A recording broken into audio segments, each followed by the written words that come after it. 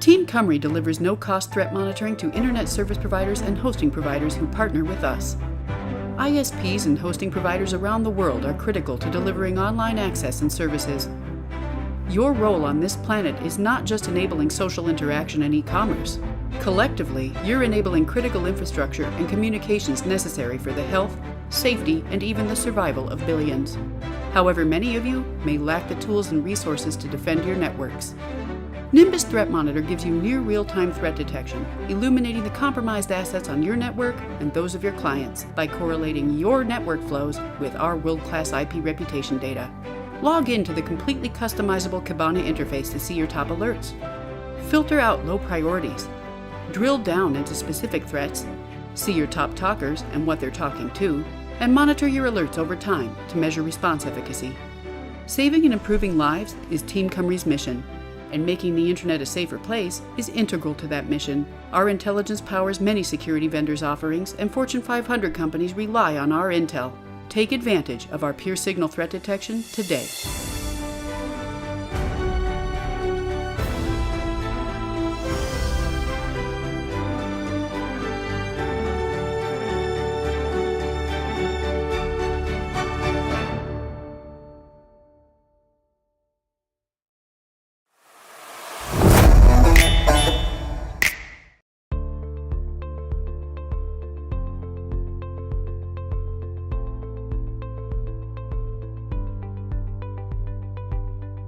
John, good afternoon. We're going to talk about AI and cybersecurity. Before we start, I think AI is a very misunderstood term. What does Huawei understand by the term artificial intelligence in a way that most people would understand? Well, I think the best way to describe artificial intelligence is we've probably all seen films of robots moving their arms around and building cars. Predominantly, that's not artificial intelligence. That's a robot being programmed to say, move here, move here, move here.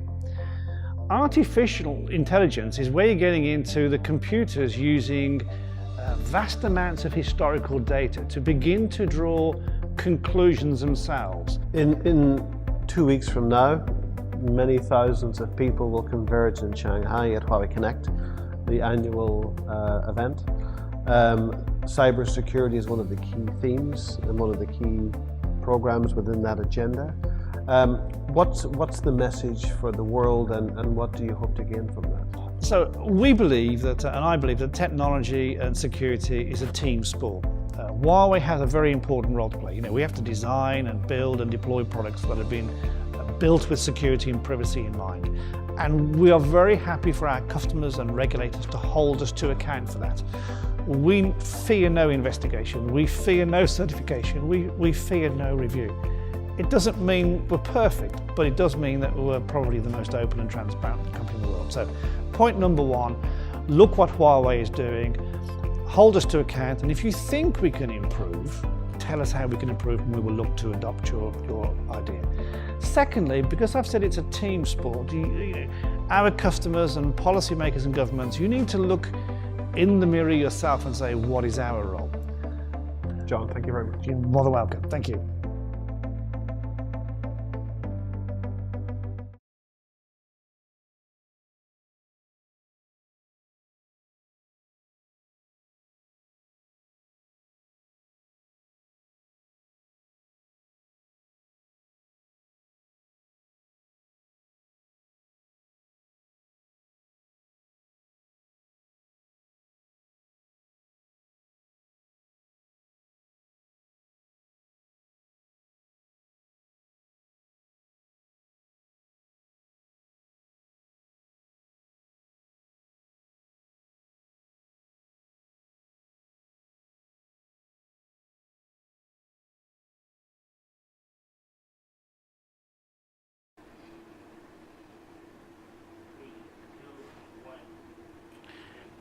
Hello everybody. Okay. Thank you for joining us today. We are now on the second day of the 12th annual conference of the OIC-CERT. Okay. My name is Muhammad Shamir bin Hashim. Okay. I am from the Permanent Secretariat Office of the OIC-CERT. Before we start, okay, one housekeeping announcement. Okay. If you have any questions during the sessions, please type them into the question box on your YouTube control panel. Okay. We will bring it up during the presentation, and we will give it to the moderators during the Q&A sessions at the end of every session. Thank you for your cooperation on that.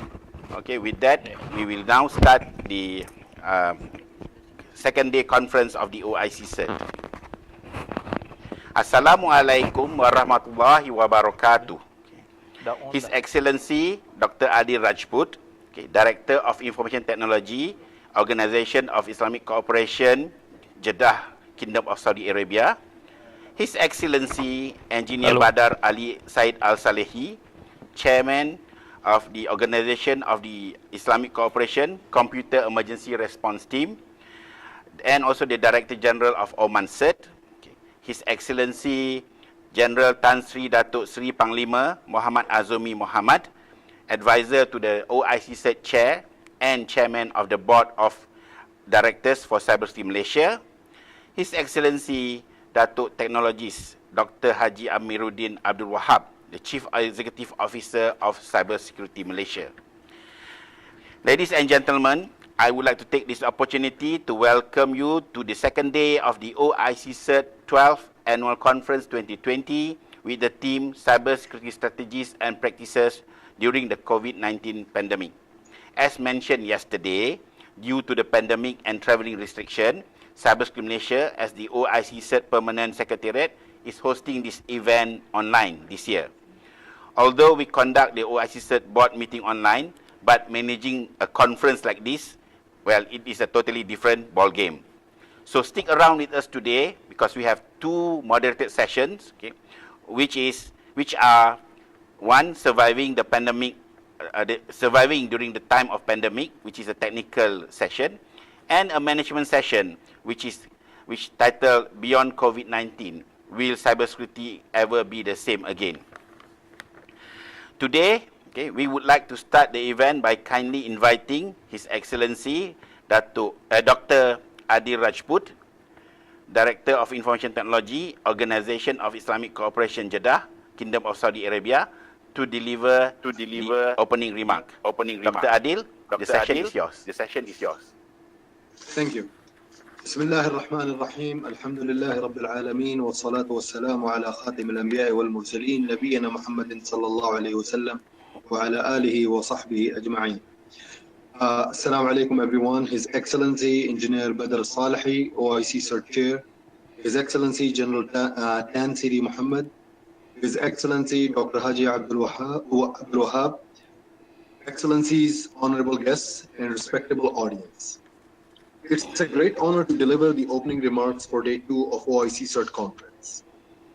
While the past 5 years have been abuzz with the term digital transformation and digital disruption, the COVID-19 pandemic has provided one silver lining. It has forced upon us to find ways to continue business as usual when the environment and the world around us has been anything but usual. The complexity and heterogeneity of various networks and the complexity of the technology that we use on a day-to-day basis have far outpaced the awareness of technology experts, let alone an average citizen of the world. But please allow me to ask all of us to take a step back and ponder one question. What does the term digital disruption entail?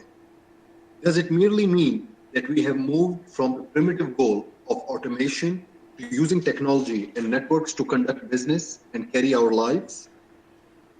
Or has the world dramatically transformed the way we live our lives? And by that, I mean people of all ages have adopted the digital platform to alter the way social interactions are being carried out today. As many people have pointed out, social media can be termed as one of the biggest disruptors of this century. It has allowed the digital world to penetrate our personal lives and has fundamentally disrupted and transformed the way we conduct our social lives. By this, there is a great threat to the way we live our lives.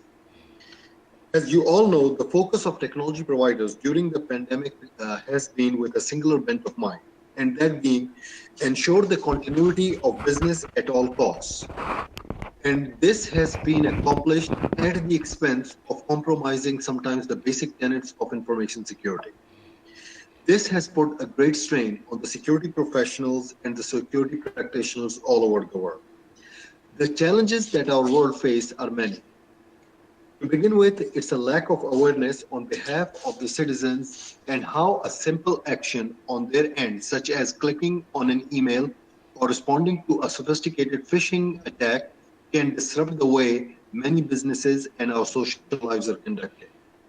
The threats today have matured from random and unorganized to advanced persistent threats, where the vectors of attack have evolved over time, and sometimes the rogue actors have gone from immature and unorganized to a mature, organized way that is sometimes even backed by nations.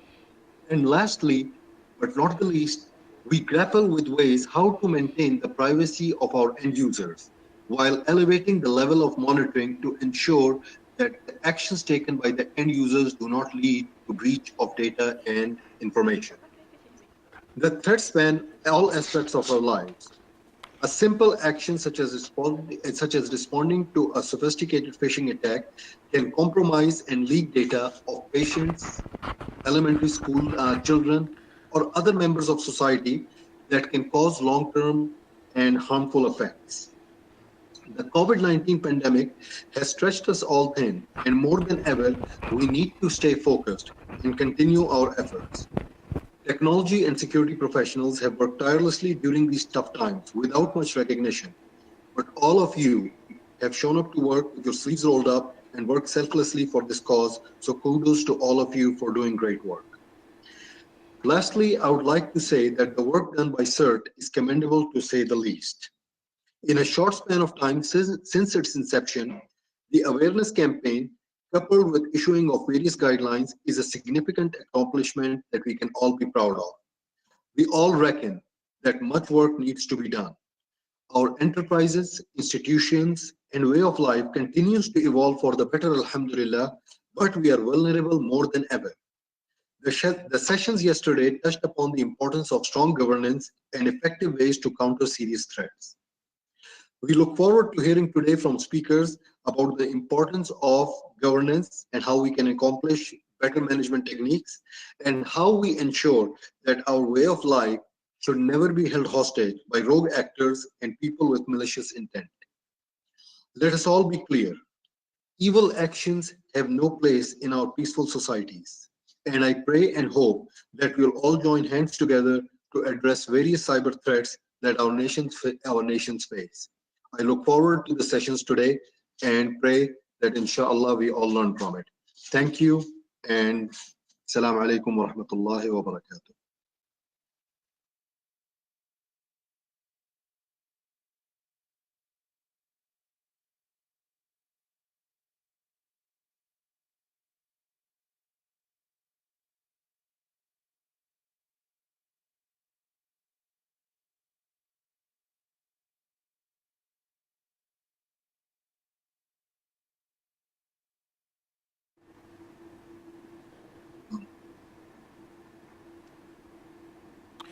Thank you, His Excellency Dr. Adil Rajput, Director of IT from the OIC. Okay. Thank you very much for your opening remarks. Now, okay, we would like to invite His Excellency General Tan Sri Datuk Sri Panglima Muhammad Azumi Muhammad, okay, who is the advisor to the chair of OIC-CERT and the chair of the Board of Directors, CyberSecurity Malaysia, for his speech. Tan Sri, please. Assalamualaikum warahmatullahi wabarakatuh. This digital interaction of ours is made possible by the unbounded grace of Allah Almighty, most compassionate and merciful. Going digital at this OIC-CERT annual conference is something unprecedented before. The theme chosen is aptly so, given the challenges, trying and uncertain times that the world is going through, faced with the struggle to deal with the magnitude of the social and economic fallout following this pandemic, which has changed the way we live and work, the way we conduct relationships, as evident by this annual conference. This is the new norm, and as cited by Francis Fukuyama, a global political stress test. Digital interactions will be the order of the day and become ever more important and relevant. A new world, a digitally landscape with cyber threats and vulnerabilities, an age of accelerated changes and global upheavals. As cited in the Cyber Trends 2020 mid-year report, this new normal has created challenges alongside opportunities, with threat actors having to adapt to a hybrid world that integrates cloud technologies to allow remote access. In addition, the rapid spread of the COVID-19 virus and continued efforts to find a vaccine has created new phishing options. Medical facilities and institutions are now a sought-after target by criminal and state actors. The Cyber Attacks Trend Report 2020 visualizes a new strategy by ransomware actors, the double extortion, and a surge in intensity and severe escalation of nation-state cyber activity. Traditional means of gathering intelligence and knowledge has become obsolete and is no longer feasible due to social distancing. Nation-states will now be resorting to offensive cyber weapons to acquire intelligence or a better understanding of the coronavirus. The top cybersecurity predictions for 2020 predicts 1. A rise in targeted ransomware attacks with threat actors switching tactics and leveraging access to organizations available for sale in the cybercrime underground. 2. A significant increase in cyber espionage and disruptive cyber attacks for more sinister goals like attempts to escalate geopolitical conflicts or crashing stock markets. State-sponsored hacking will continue, encouraged by the absence and lacking of a global framework of norms for state behavior in cyberspace and the absence of sanctions against nation-state actors. False flag operations will continue to see the day, as it is common in the digital world for actors to conceal their identity and put the blame on others. All these predictions are set to take place at a time when digital interactions become ever more important and the world is faced with a pandemic. Cybersecurity breaches have recently made global headlines, most of which, as cited by James Milligan, are attributed by the rapidly expanded online world following the COVID-19 pandemic. With the shifts to online by business processes and models following the advent of this pandemic, much emphasis is now given to security. Security, in the words of the head of the CERT European Union, is no longer an option, but a requirement, as teleworking takes the new norm. The need to protect the surface has grown exponentially. Following this pandemic, the cyberspace can be regarded as a critical infrastructure. Digital exploitation of personal information is seen as the pandemic in cyberspace, putting individuals and society at risk. The differing and increased online demands will not only heighten a push for preventive measures against such attacks, but also the need to develop internet technology and infrastructure to deal with such security breaches. With speed, digital innovation has outstripped the ability of states to prevent cyber attacks. Cyber threats attributed by the impact of the COVID-19 is set to continue with a greater demand to develop and create secure infrastructures for technologies. As cybersecurity is centered around prevention and responses, the need to enhance professional and technical skills is thus needed. As we become more reliant and dependent on technology And as we age, driving this interconnected world into every sphere of existence, like medicines and energy, it has made us vulnerable to threats. Understanding these threats and attacks and the right response and mechanism to enhance the security of the Internet of Things is a requirement. In this regard, I wish to acknowledge the efforts and support of the OIC-CERT towards CyberSecurity Malaysia's initiative of establishing the Global Accredited Cybersecurity Education Scheme for the OIC-CERT community and the strategic pillars of capacity building and awareness consistent with the aspirations of the 35th session of the Council of Foreign Ministers of the OIC. I must also acknowledge the very hard work put in by members of the OIC-CERT to check and keep cyber threats at bay. As evident from the recent high-profile cyber incidents, we are today witnessing the ushering of a new world order with challenges impacting not only on security but geopolitics and international relations that will shape world politics, military strategy and foreign policy. Cyber activities today, as cited by Virginia Grimmon, has brought a new meaning to globalism. Henry Farrell cites economic networks showing signs of a stark transformation in global politics. Some policymakers cite these new threats as resembling that of a cyber Pearl Harbor, a devastating attack on a country's critical infrastructure with real consequences. This summer witnessed some varied organizations like the Norwegian Parliament, New Zealand Stock Exchange, and Vatican coming under attack. The connected world today means all critical infrastructures are exposed to cyber. States, military activists, and cyber criminals all will be looking for cyber capability and cyber defense. The cyber crosshairs, as cited by Sam Curry in an article, Cyber Sites on Critical Infrastructure, are firmly set on critical infrastructure by anyone looking to damage or seize a platform. This was re-emphasized recently when it was learned that cyber attackers were using Triton to target a petrochemical company and an undisclosed infrastructure. Hence, policymakers, military leaders, and politicians must take cyber seriously. In today's competitive environment, technology must not be left to the technologies.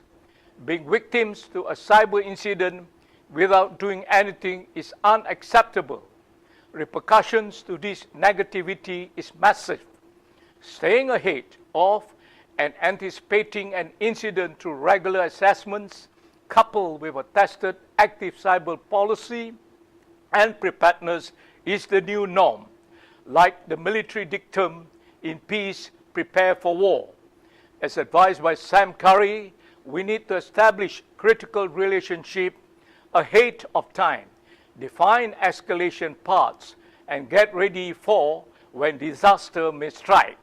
Start an ongoing program of cyber resilience, contingency planning, and preparedness. Cyber relations is today becoming a new dimension in international relations. The dawn of an era of rivalry in the cyber domain, with nations drawing cyber strategies to achieve a position of advantage that could threaten the global threat of technological transformation. According to Fukuyama, countries with capable governments will emerge relatively well and may embrace reforms that make them stronger and even more resilient, facilitating their future outer performance. Countries that are weak in state capacity will be in trouble, set for stagnation and instability. From a technology and cybersecurity perspective, some members of the OIC falls under the second category and have yet to respond to the call of the 36th session of the Council of Foreign Ministers of the OIC. Of 57 member states, only 27 are members of the OIC-CERT. A collaboration and cooperation will result in economic value creation, fostering greater trust and long-term friendship, inshallah. In view of the foregoing paragraph, I am reminded of this excerpt by His Royal Highness Prince Ghazi bin Mohammed in his book, A Thinking Person's Guide to Our Times. And I quote, "The Islamic world is passing through what is perhaps its greatest crisis ever. Muslims, although numerically strong, making up over 1/5 of the world's population, are politically, economically, and technologically the weakest they have been for 14 centuries relative to the world's major civilizations. Through the OIC-CERT, we can address this weakness in technology. We have to accept that technology is shaping the world, and the Islamic world cannot be left out. Whoever shapes the use of emerging technologies will have an economic, military, and political advantage for decades to come. The Quran asks us to look inwardly at ourselves and to be introspective collectively. Surely, God does not change the conditions of a people until they change what is in themselves. Surah Al-Ra'd 13:11. We must not step away from the tradition of collaboration and cooperation on matters of common interest. We must not be pulled apart by diverging national interests. The OIC-CERT is an overarching forum where we can come together with joint responses and a coordinated, unified response to cyber threats and not piecemeal solutions. What is dividing us apart today is not connection. It is connection without cooperation, and that connection has to be deep that can support collective actions. The annual conference is not a once-a-year opportunity for us to gather and have snapshots taken, but a platform to marshal multilateral actions and responses to merging issues. We have been entrusted with the responsibility of providing support and response to computer incidents amongst the OIC countries. We need to reach out to each other. We need to encourage cyber engagement and multilateral efforts amongst us. We need to create a trusted and resilient cyberspace for our members. In this regard, I am reminded of this saying by Abu Bakr, the closest companion of the Prophet Muhammad, peace be upon him, who, on helming as the first caliph, said, and I quote, "O people, I have been selected as your trustee, although I am no better than any of you. If I am right, obey me. If I am misguided, correct me," unquote. As members of the OIC-CERT, let us emulate this humble approach to leadership, trusteeship, and not being above reproach. Let us continue to be in the service of others. The servant leadership, a principled and humble approach that the Prophet Muhammad, peace be upon him, lived by, can be our guide, as narrated by the Prophet Muhammad, peace be upon him, and I quote, "God will continue to assist his servant as long as the servant is assisting his brother," unquote. Thank you, and may Allah Almighty accept our endeavors and give us the ability to invoke him on a regular basis. May Allah Almighty accept it and be well pleased. Amen. And may peace and blessings be upon our master, the Prophet Muhammad sallallahu alaihi wasallam. Thank you.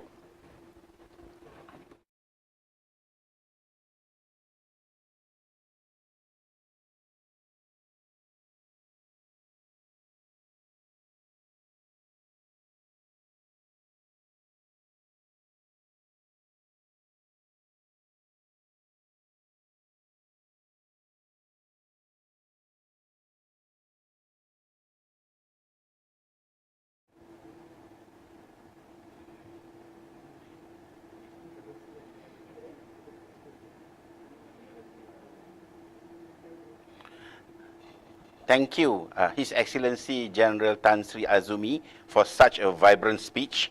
Okay. Dear esteemed participants, okay, the COVID-19 team attack evolved as the outbreak spread. The first session today will discuss on how social media has been used and abused during the pandemic and what has been done to mitigate the impact of fake news and fitna to the society, organization, and government. Okay. So this is a moderated session. However, I just got word that the moderator, okay, Hasnatili, will not be able to make it for this session.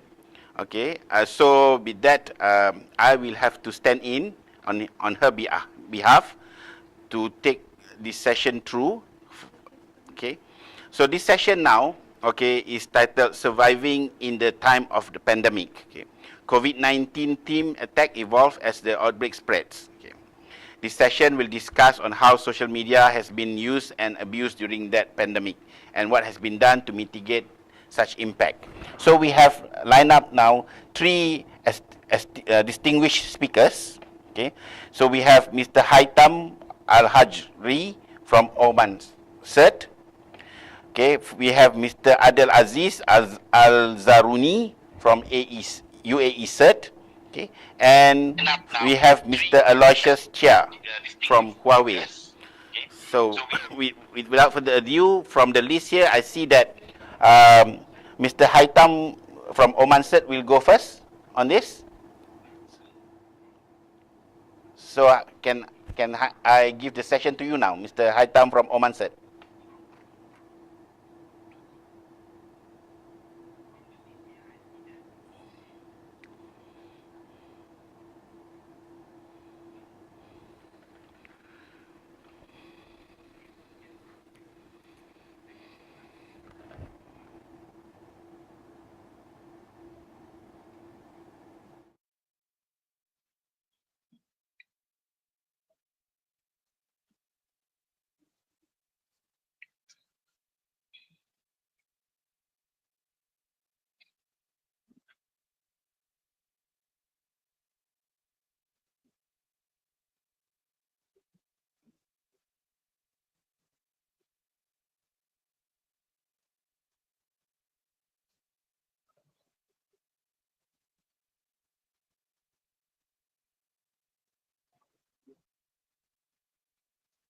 Hello, can you hear me now?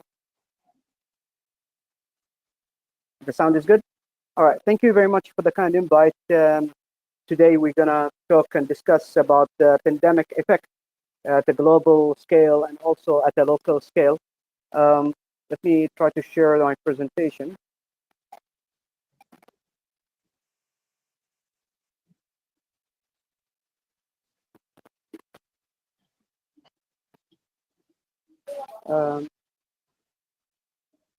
الصوت واضح؟ Okay. Apparently it just doesn't show me where to upload the screen, the slides.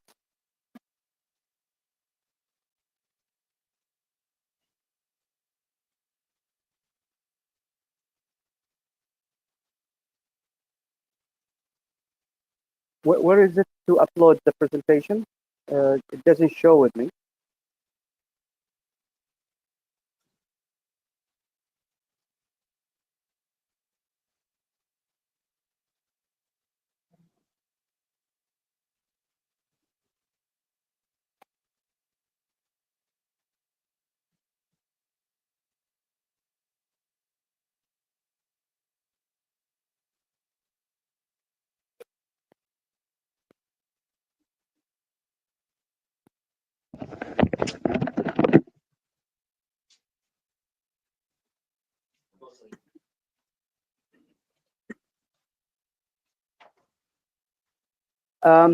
All right, thank you very much. Sorry, I think now it's showing up the presentation slide, isn't it?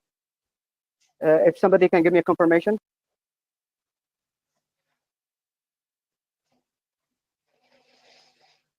Okay, so we're going to talk about the pandemic and how it affected us in a global scale, and it's also in a local scale. Since we are talking about the digital society, during the pandemic COVID-19, the society has been encouraged to keep in touch and know the latest news in regards to the spread of the virus at digital platforms. Therefore, more people has converted to get their information from social media and online kind of media. However, cyber attackers, cyber hackers, cyber criminals in general didn't spare any time, and therefore they started targeting the source of this information and started contaminating this information with different kinds of misleading kind of news. And during this pandemic, a huge spike in kind of pharmaceutical fraud and also kind of information in regards to the latest tracking of the virus and how it spread. So Trend Micro have reported that GCC was hit with 3,000 COVID-19 spread-wide attacks just in the first quarter, when people just trying to start and figure out what's happening at a global phenomenon. But GCC itself has showed a huge spike at this area. Exploiting digital literacy within society, scams have increased 400%. And that only happened during the pandemic, where people are being encouraged to stay at home. They found their refuge is to go online and visit online platforms and online domains. However, since they are started to convert and actually get their needs online via online services, a huge amount of scams have been spreading all over the place. An example here in Oman, major companies have been hit with a fraud scam and malicious malware, saying that they are offering or they're contributing to the society by giving them a free service. And as you can see, major players such as Telcom or Netflix has been offered a free service. You have just to click on the link, and that's usually a link that will breach your privacy and steal your information. And some of them actually encourage the user to share the link with 10 other people in order to get it activated. So this kind of society targeted attacks has spread during the pandemic. And it showed that also they went to the extent that they are impersonating a medical services. For example, this message was spreading around that during the pandemic, the Ministry of Health would like to upgrade your information or would like to register you at their system. And they sent a fake account or a fake link. At a global scale, also commercial financial institutions like the government financial aid has been spread around asking people to register and get their social security number and so on. Part of that also, the fake online coronavirus maps, it spreads a lot fast across the continent, where and fake maps has been shown and asking people to register, and they send them bogus information, and not that at all, but also some of those applications have been infected with a malware. When people are downloading those infected apps, cyber criminals gain access to their phones, their privacy, maybe their banking accounts, and so on. Another angle that we have seen an increase is the remote attacking, where people started to work at home.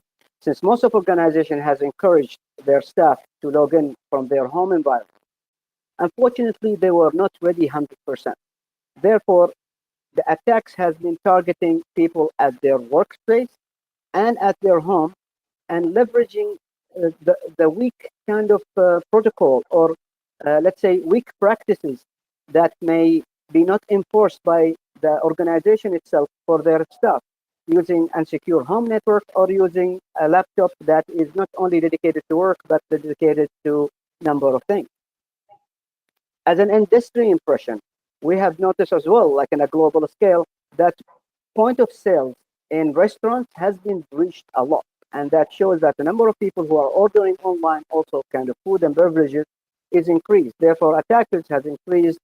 They're frequently attacking those kind of POS systems in order to gain credential information of the client, because they will pay by credit card or by any financial means.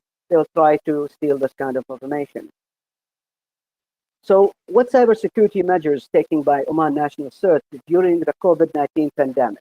Well, we started by upsurging the public cyber awareness. We started tackling the society at all that saying this kind of information, this kind of phishing attacks is happening.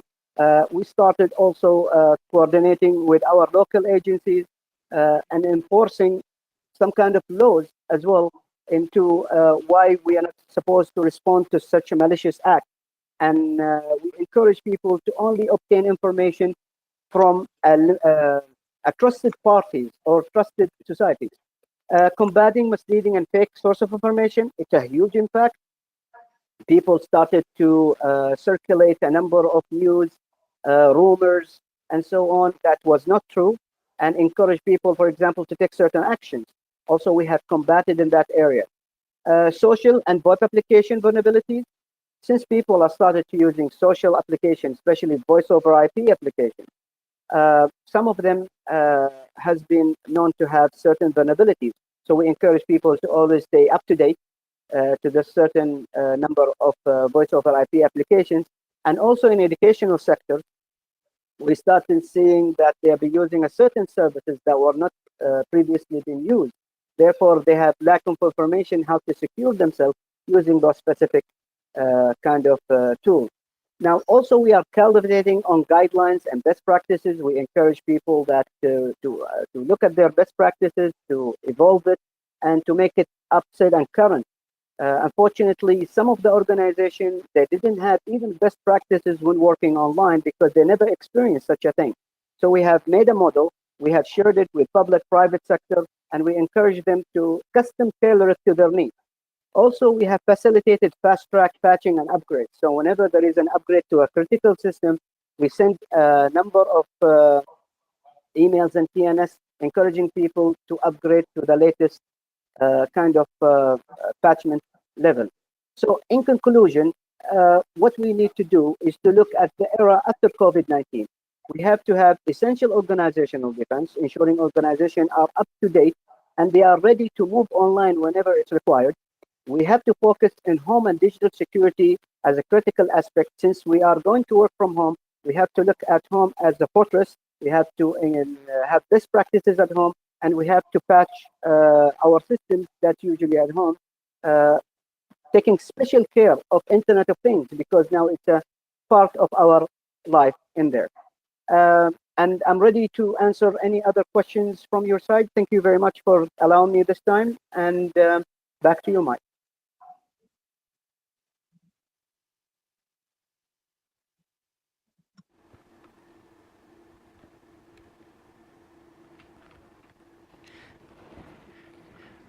Thank you, Brother Haitam Al-Hajri.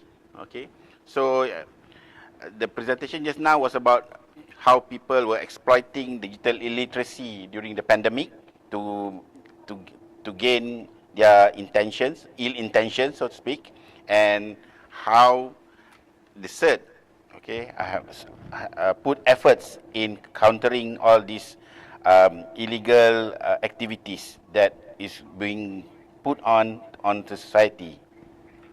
So with that, okay, I would like to call on the second speaker, Mr. Adel Aziz Al-Zaruni from AE-CERT. So Mr. Abdul Aziz, the session is now yours.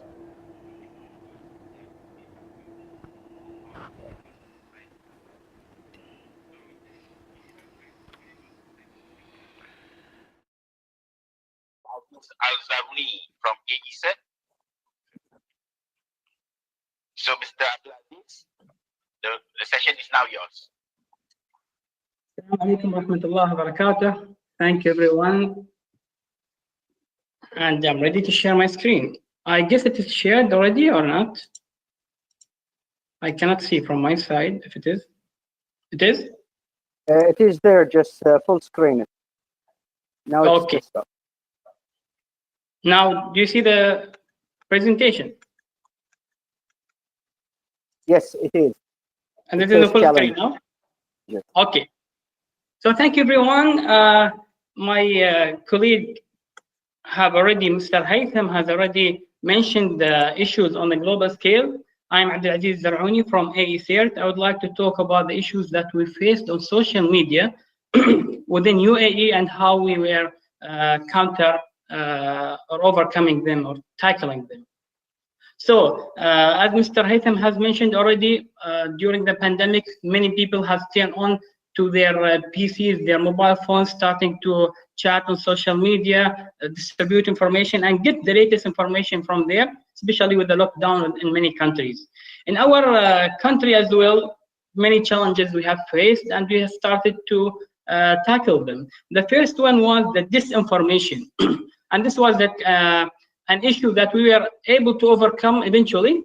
The people, when the issue started, there were like many measures going on. There was uncertainty going on within the whole world. People are not sure what's going to happen tomorrow or next week. So people started to speculate. I guess as what happened in this country and that country, it will happen in our country. And when we got like one message that spread, that was like viral, that spread like this. One voice message of one woman talking on WhatsApp, saying that, you know, I have my sources of people who are related to the matter. They told me that after 2 days, there will be a major lockdown for the whole UAE, where no one can go out. The army will be deployed within the cities, and they will distribute and serve the food for the people. Everyone will be in their home. They cannot get out. So now everyone just go to the supermarkets, buy whatever you can to buy, because otherwise you might not be allowed later on. This created a panic. Within like 1 day, I received like this message by itself, the voice message. I got it from tens and tens of groups on WhatsApp, and people asking, is that true? Is it not? People were skeptical. Some of them believed it. So this one voice message created a panic. And on that same day at night, on one of the supermarket, the hypermarket, big ones, there was like a huge crowd of people going there, buying as much as they can. But it didn't go much, as the government came out on the same day debunking this rumor and saying that's not correct. And please don't share these things, and don't get your source, your information from uncredited sources. But you can see as like one voice message created a fuzz and a panic within the community. Second was fake stories and fake news going on.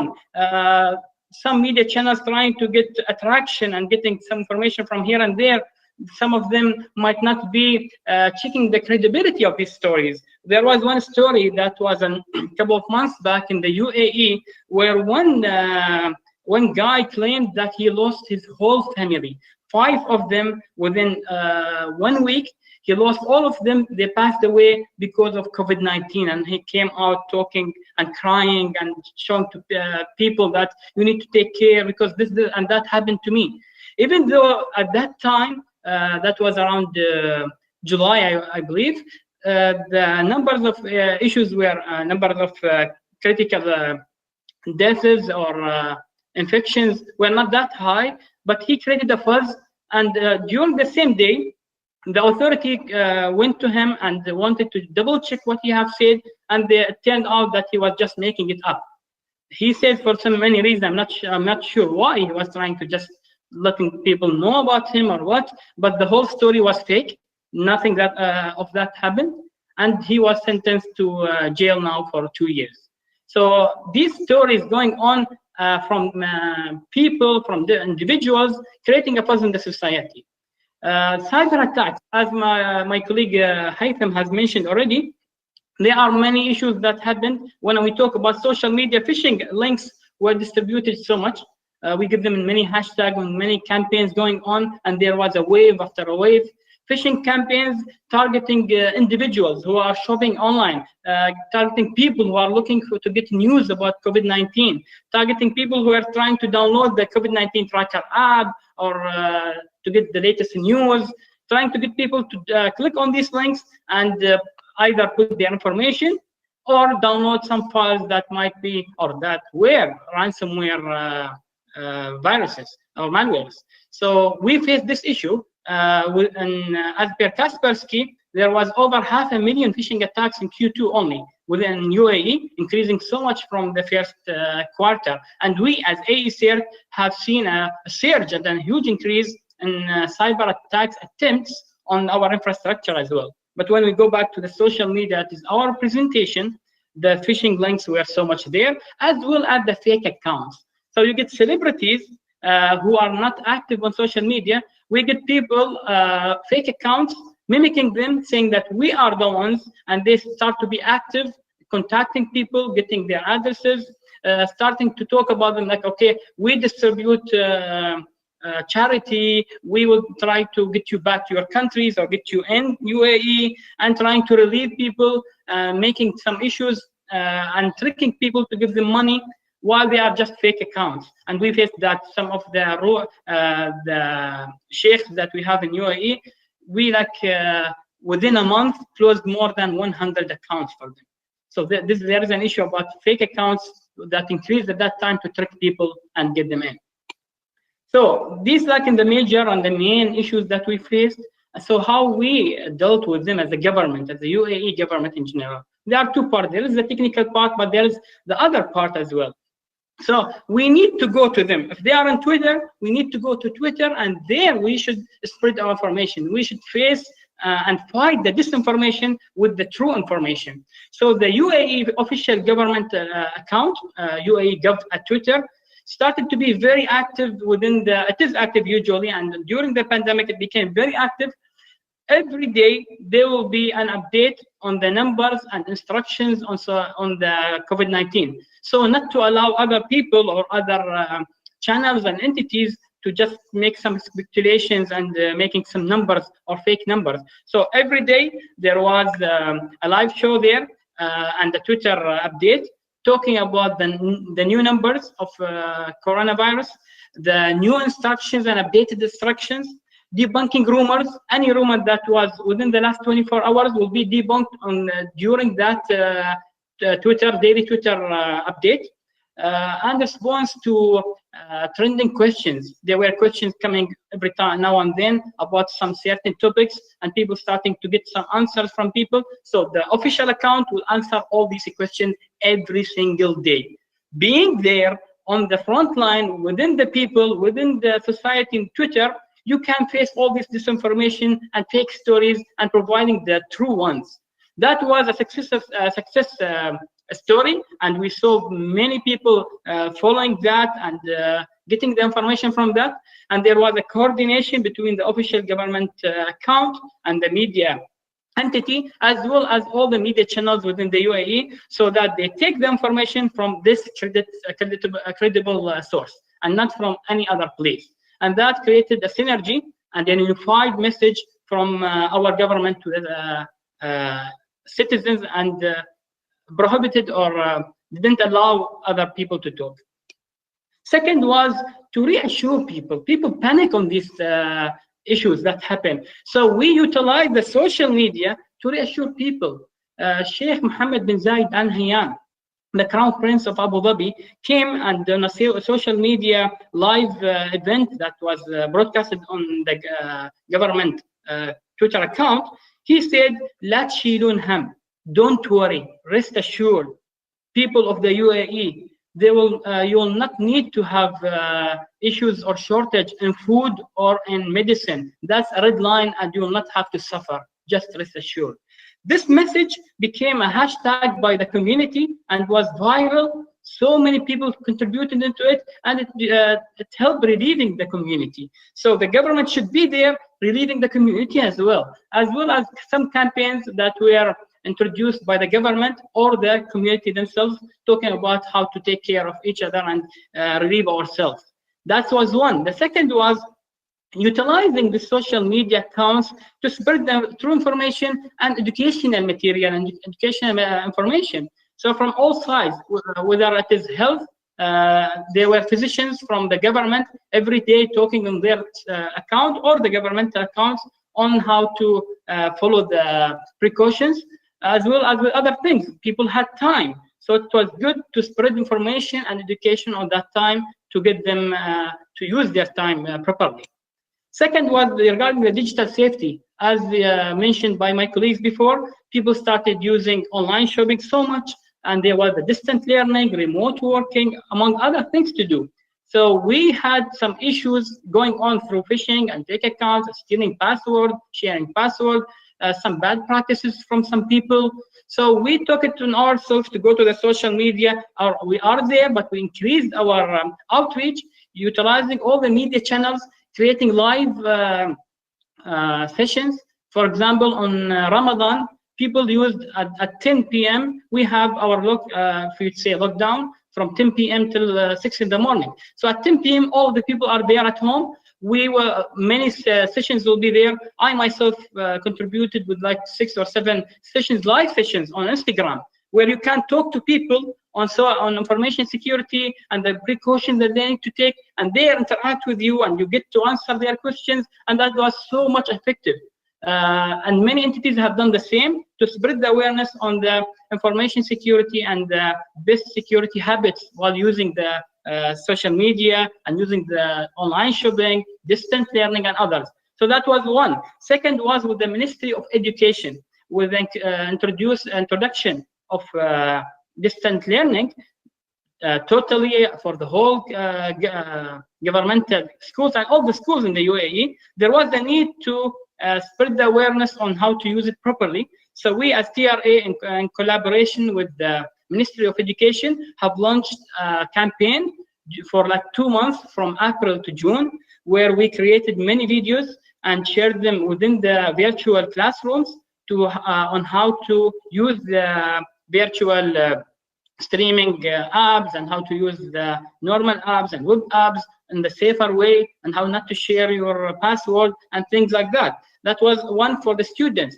and another was for the parents as well. We created over 10 consultation sessions with the parents at night, where they come and they tell us the issues they face with their children, and we tell them and help them on tackling them or telling them the best way forward. So that was for the parents. The same goes for the employees. We created an awareness package consisted of awareness presentation, live and a PowerPoint presentation, posters, wallpapers, and things, and we distributed that for all the governmental entities in the UAE for them to apply it on their entities and to share these information security sessions with all the material available for them, so they can educate and increase the awareness of their employees. And the last thing was for the online shopping. As the online shopping increased so much, we created many awareness tips and distributed them through all channels, not only the OIC-CERT channel or the TRA channel, for all channels, so that can reach people who are using the online shopping. Before we finish, as OIC-CERT, as my brother Haytham has mentioned, we have some things to do on social media, and we have some technical things to do as well. So for these phishing links that were there, we needed to be proactive. So we have our monitoring tool for the social media built in-house, that we were monitoring all the main hashtags and tweets coming in within the UAE geofence, you would say, checking for phishing links and phishing campaigns and trying to take them down immediately. So as soon as we identify one, we immediately block it within the UAE range, and in coordination with our international partner, we go and take down the domain as well as the host, and that helps so much to relieve the society. The second thing was releasing advisories and guidelines on secure VPN, secure working, and things for the technical people as well as the citizens in general. And we do that through our OIC-CERT account on the website. And lastly, when we talk to people and spread the awareness, it's good, it's important as well to tell them of the consequences of what's going to happen. So the people who spread rumors or who create these fake stories will know what issues that we are doing and what are the circumstances and the consequences of it. So awareness tips from all the governmental entities and from our NCEMA that take care of all the critical disasters and things in the UAE. There were releases and brochures about how important it is to get the information from the official sources and not from uncredited sources, and the fines and penalties of spreading disinformation and rumors or conducting any cyber criminal activity.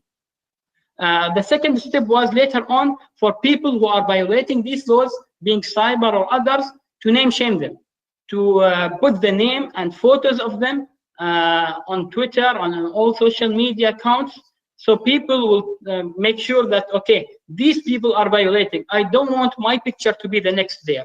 So that was a way to stop many people from doing that act.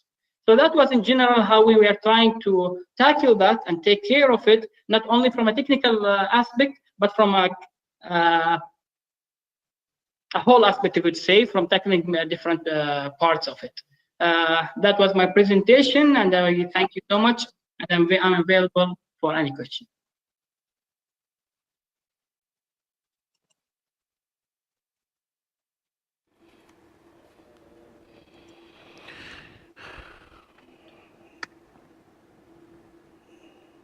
Okay, thank you, Mr. Abdul Aziz Al-Zaruni from UAE-CERT. Okay, so he talks about social media attacks, the challenges that UAE is facing during this pandemic, where they have to manage disinformation of such as spreading of rumors, okay, increase in fake accounts, phishing attacks, and so on. So we now would like to go to the third speaker, okay, Mr. Aloysius Chang from Huawei. So I hand over now the session to you, Mr. Aloysius. In fake accounts, phishing attacks, and so on. So we now would like to go to the third speaker, okay, Mr. Aloysius Chang from Huawei.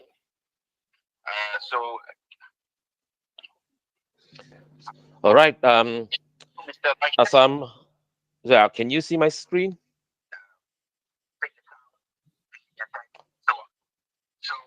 Yes, it is clear. Yeah, thank you very much. Assalamualaikum. Thank you for having me in this session today. So my name is Aloysius. I'm the Chief Security Officer for Huawei, a Singaporean that is now based in Dubai.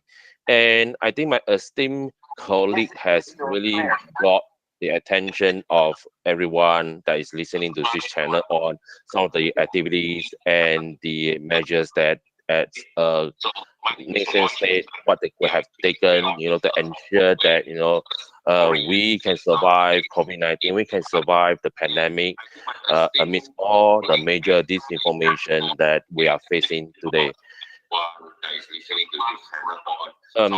Yeah, so I think someone is having the audio on. Could you please just mute it? We can survive COVID-19, we can survive the pandemic amidst all the major disinformation that we are facing today. Yeah, so I think someone is having the audio on. Could you please just mute it?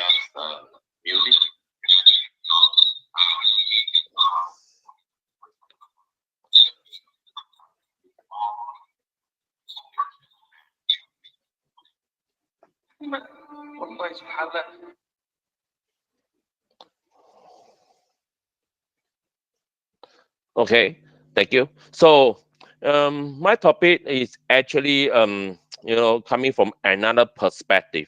So we have seen some of the controls and measures put forth by all the national CERT, and as Huawei is a global ICT provider, we will probably not just advocate short-term solutions, but we'll be looking at in the long term, what can we do to secure our customers' data, and the strategy for long-term engagement of this problem, because this problem is not going to go away so soon, right? As you can see, that the vaccine is being developed across the world. Some claim that they are 92 to 95% success rate on human trial, and some claim that they are 70%. But nonetheless, I think the challenge is to get this vaccine not only ready, but to be able to distribute globally across all countries in the world. And this is not going to happen so soon. And not to mention that, this probably is also a game changer. What happened during the pandemic shows that, there's actually a requirement, a pent-up requirement to also work from home, and that they've shown that working from home could be also quite successful in some circumstances, and probably this is going to be something that is here to stay in the long term. So what we probably will be looking at in this presentation is a zero trust approach to solve this problem long term, especially with this new status quo. And we can see that, as what have been shared earlier by my esteemed colleague, is that there are rapid changes that's happening right now in the digital world. All these pandemic requirement, all this requirement for data and information is driving the demand for super connectivity, a connectivity that could be fulfilled through the promise of 5G and fiber to support a myriad of cloud applications that we can see on this slide.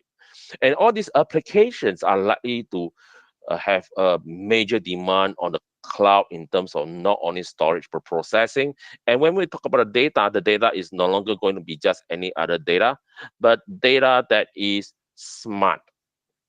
So we are talking about smart data, and we are seeing that this has been something that promised it's going to get us to the promised land of Industry 4.0. We're going to look at smart city. We're going to look at smart agriculture, smart industry, smart everything, right? But when we talk about all these so-called new paradigm, there are always two sides of the same coin, because with new possibilities, it always comes with it new challenges as well.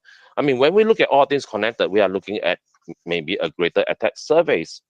And we are seeing that happening right now. And recently, I think one of the key focus is on webcam, right? So besides Mirai that happens five years ago, recently we also saw a lot of home webcams that have been compromised, and images and videos being shared or sold online that could be quite compromising.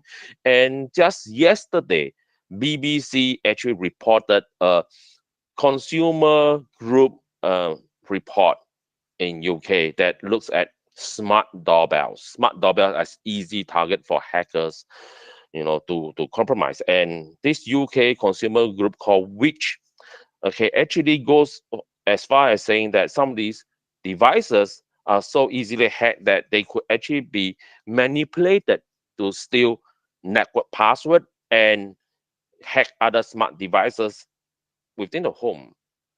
And then that can be quite scary. And when we're looking at this, I mean, if we take one step and count the number of smart devices that we have on our person, on an average we have around 6 to 7, or some even 8. 8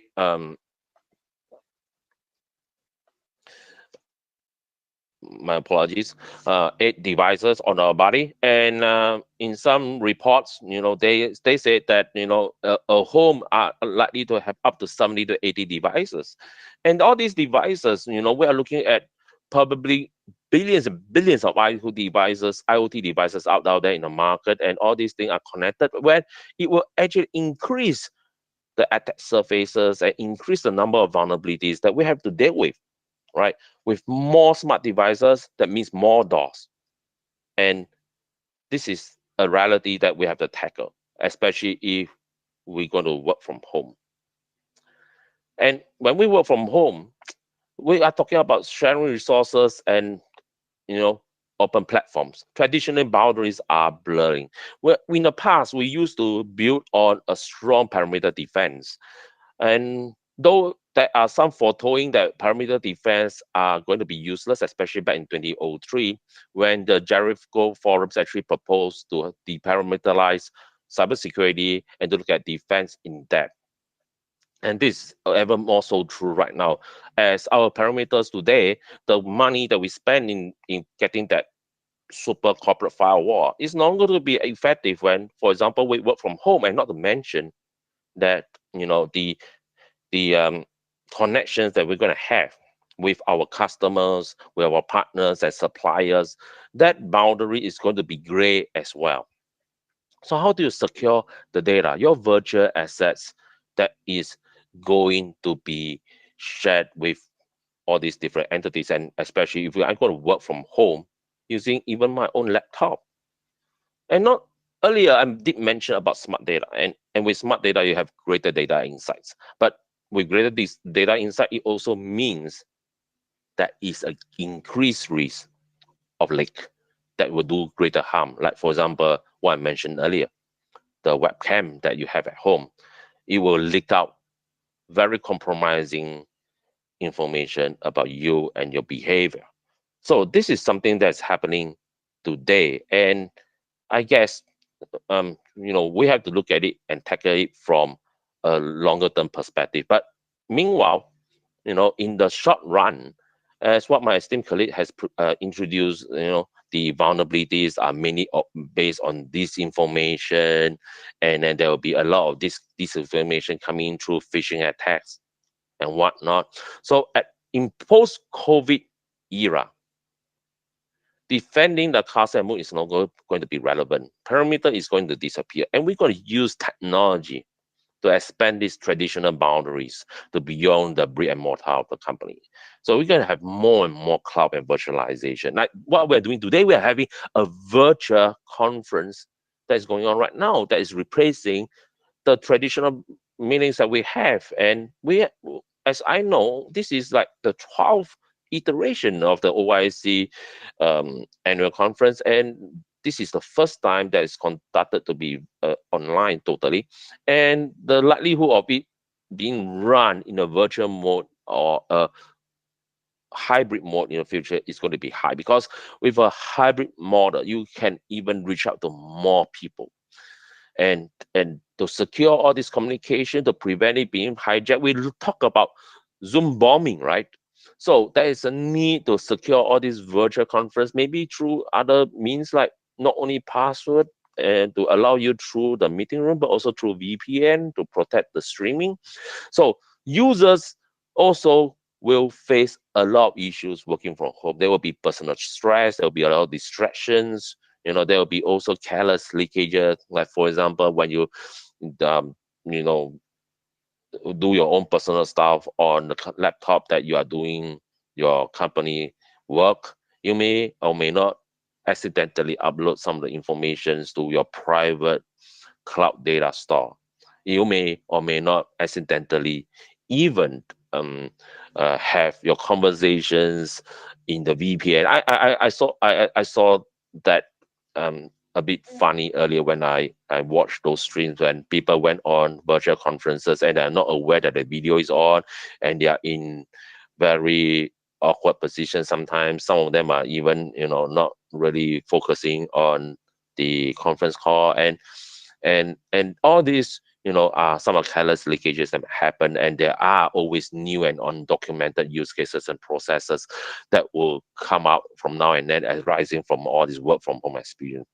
And if we look at that as a user, this is what we are facing. But what about business? Well, we are rushing to deliver solutions to address the issues brought about post-COVID-19, how the business can stay online and stay afloat under these kind of circumstances, and make sure that revenue stays positive, or at least to manage the cost while addressing all these issues, managing our workforce that are now working from home or virtual. So they are solutions that were rushed out overnight, rush solutions that came with poor quality control, with now security controls in place. Sometimes they are even unable to deliver those solutions and all, and create a lot of problems to the staff, and staff do have issues. Some staff, may not take the idea of using the laptop so extensively for meetings. For example, every time you need to call your colleague to discuss something, some of the people are used to the face-to-face in-person interaction. They're very uncomfortable to be talking to the person through a mic or through a chat room. So these are some of the staff contingencies that will happen as well, and there will be a lot of this training and you getting used to, and then of course in pandemic, it will always lead to a recession, and a recession will lead to budget cut. So with this budget cut, can we actually address all these issues? So in the short-term attack, we are in the short run, we are looking at attack vectors coming from 5 main areas: phishing, password spraying, virtual conferencing, home network, and of course the IoT and webcam. So I shall not go through them one by one because they have been already presented by my esteemed colleague earlier. But I just point out that webcam is really something that is going to be hard to manage because there's just too much sensitive information leaked through the webcam, and people are looking for that window of opportunity to commit a hack. And especially, you know, this webcam, like what was reported in the BBC news yesterday, is the smart doorbell is actually used to commit an attack on your internal network, right? They compromise other IoT within your internal network, and using that, leveraging on that, they went further and compromise other devices, which may or may not include your corporate devices. So maybe a simple solution right now, besides handling all the disinformation, is to have cyber hygiene, like, you know, baseline cyber hygiene that users through awareness program get to know, you know, what are the basic things that you can do to your laptop, to your mobile phone, to secure them, such that, you know, at least make it harder for the hacker to compromise your systems, right? So these are some of the things that probably is already something that has been broached before. People have been talking about this, communicating to the layman on the street that you need to keep your OS and software updated. For example, turn on the auto update in your Mac. Recently, there's a new Mac OS called Slur. Yes, so perhaps keeping your OS updated to Slur might reduce a lot of vectors of intrusion that were actually announced on the older versions. And when you have SaaS services, make use of them where possible, because the SaaS services, although it's a shared responsibility model, but the security responsibility fall more with the shared SaaS vendor rather than with you, right? For you, it's maybe just that login and the two-factor authentication that you need to secure, but the other stuff all are owned by the vendor. So, you know, in a nutshell, this probably will tide us over in the short run. But in the long run, I like to advocate that we need to look at, you know, enabling cybersecurity through innovation and collaboration to build, you know, the zero trust approach. And how do we do that? Through two phases. One, through innovation. How do we use technology to solve this problem? So, of course, the baseline assumption is that your computer environment is unclean, right? All home devices are unclean. Your partner and your vendor environment is unclean. So you need to build that first basic step, that the n equals to 1. And when you establish n equals 1, you build on that, then you will be having incremental layered security end-to-end. And it all starts with a security first design. A security first design where security is prioritized by the management, built into your strategy, and all projects will have security design and baked into each single project's operational design plan, and not something that is as afterthought. So the basics of security for zero trust is, you know, at Huawei, we believe that it's just a simple ABC, which is assume nothing, believe no one, and check everything.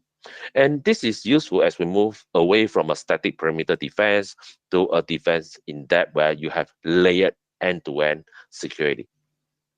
So a sample of a defense in that means that you look at data, you look at how you encrypt it where data cannot be taken out. And then from there, the data is stored again in a database. And this database is again secure where you couldn't access the data if you do not have the right access control rights. And then subsequently on, you will create that layered security, like for example, at the application and host control layer, you manage access control that, based on a role-based security. And basically, when we talk about zero trust, back in 2003, by the Jericho forums, they are talking about deparameterization, take away all the firewall, and then how do you build security then? And one of the key ingredients for that zero trust approach will be having that role-based security access control mechanism. And that is, again, emphasized by the Cloud Security Alliance, which I have co-founded back in 2009, that in 2012 or 13, we introduced the concept of SDP, software-defined perimeter, where, again, we rehash the idea of zero trust, and that becomes the basis on how we build zero trust today, which is software-defined perimeter. But people is always a weakest in security, right? So I'm not talking about just a common layman on the street, but it also talk about security professionals or your colleagues that are handling security, because you still need to make sure that they are up to date in terms of awareness. They like to have the right capability, and we are able to do assessment on the capability of these people from time to time. So a successful security, cybersecurity approach will be a balance between people, technology, and process. And people is the one that will lead the process and technology processes. And this could only be done when we have information sharing and collaboration, an open platform where all these things can happen. And this is what I'm seeing down here in OIC-CERT. This is the open platform that I will be happy to participate and contribute. And within Huawei, that's what we did, because we believe that success in cybersecurity story is a shared responsibility, is a shared success. We can only achieve it through openness, and with that create a trust between our company and our customer, as well as the industry, as we support the entire industry and create a mechanism to contribute and share information. And this is what we have did so far with most of these organizations we joined, from the CSA to OWASP and to 3GPP, and potentially OIC-CERT as well. And in fact, in 3GPP, we contribute the most cybersecurity proposals over the years that enable the development of 5G security that we have today. For example, over 1,600 security proposals, 791 of them have been accepted. And out of these proposals on 5G security, more than half this number, 624, has been accepted. And we definitely will be looking to see some of this being translated into the efforts that we can also use to drive, to interact and contribute to the CERT community, to OIC-CERT. And with that, we could build a trusted cloud, we can build a trusted cyber ecosystem. We can build systems that is reliant and able to survive the pandemic. Together, Huawei and OIC-CERT, we can make this happen. Thank you very much.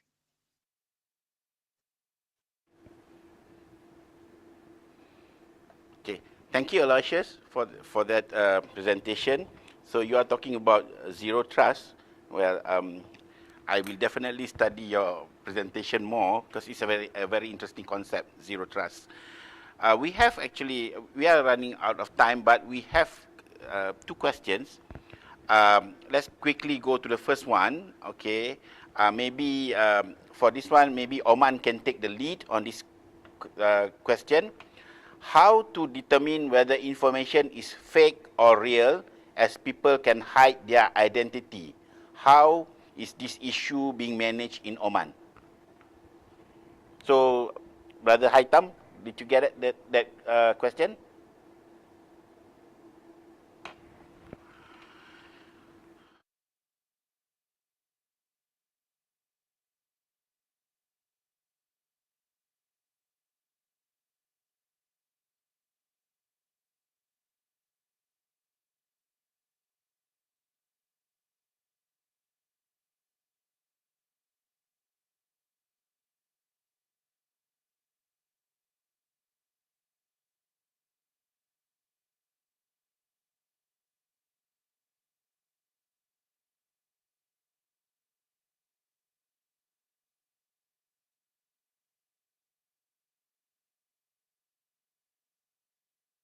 Hello. You are hearing me. I didn't hear your voice. So I'll be answering questions, I assume.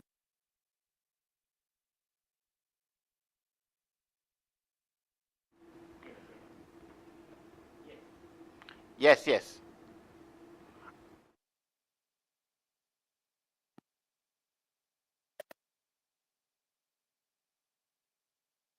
There is no voice. Uh, Somebody is hearing this. Can he unmute himself and talk to me?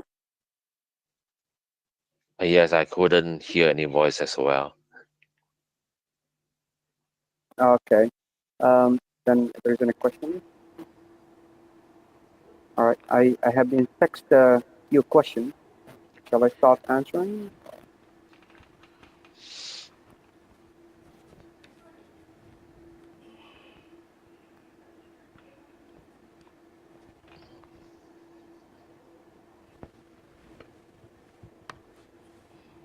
CSM, is the control with you? Shall we start answering the questions so we can get this right?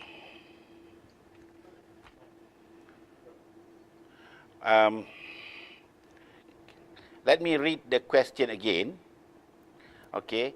How to determine whether information is fake or real, as people can hide their identity? How this issue is being managed in Oman? There was a question from Libya CERT for Haytham that have you conducted any assessment of the effectiveness of awareness campaign you have mentioned? Well, to answer you, there is numbers of ways that we have looked at it. At first, the awareness campaigns that we have published or we've been circulating around, there's a few dedicated teams who's looking at that. And this is in coordination with our media team and as well with Oman National CERT, where we write the content and we ensure that the content is out in safe manner. What we looked at is the best policy that we responded to each threat that is spreading at that current moment or that specific situation. I'll give you an example.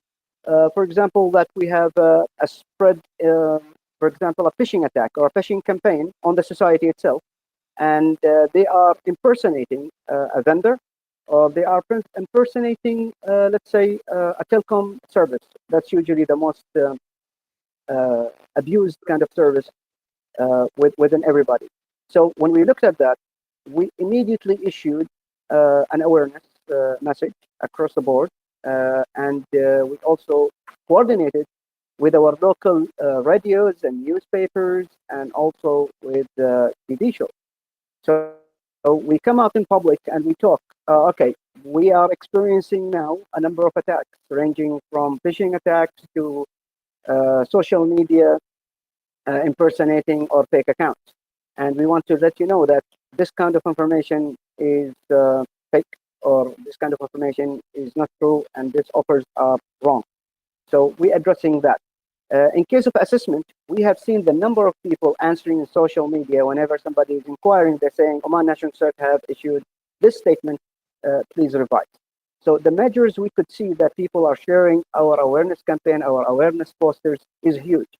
And that shows people are reading and people are following. And also the questions they ask frequently through our social media channels. I'm sure as well Abdulaziz has experienced this. We go out and we talk, and we have a number of questions that people are shooting to us, and they ask our opinion for it, and we do answer them. As far as for the second question, how to determine whether information is fake or real, as people can hide their identity, and how this issue managed in Oman. Well, let's talk about, for example, there is an announcement that is taking, assuming a Ministry of Health, for example. So we come out and say this kind of information should not be followed by an account that is not verified, for example, by Twitter, Instagram, or any social media. And again, you should follow this information from our application. And also you should get the information from the right source, in this case, from the Ministry of Health website.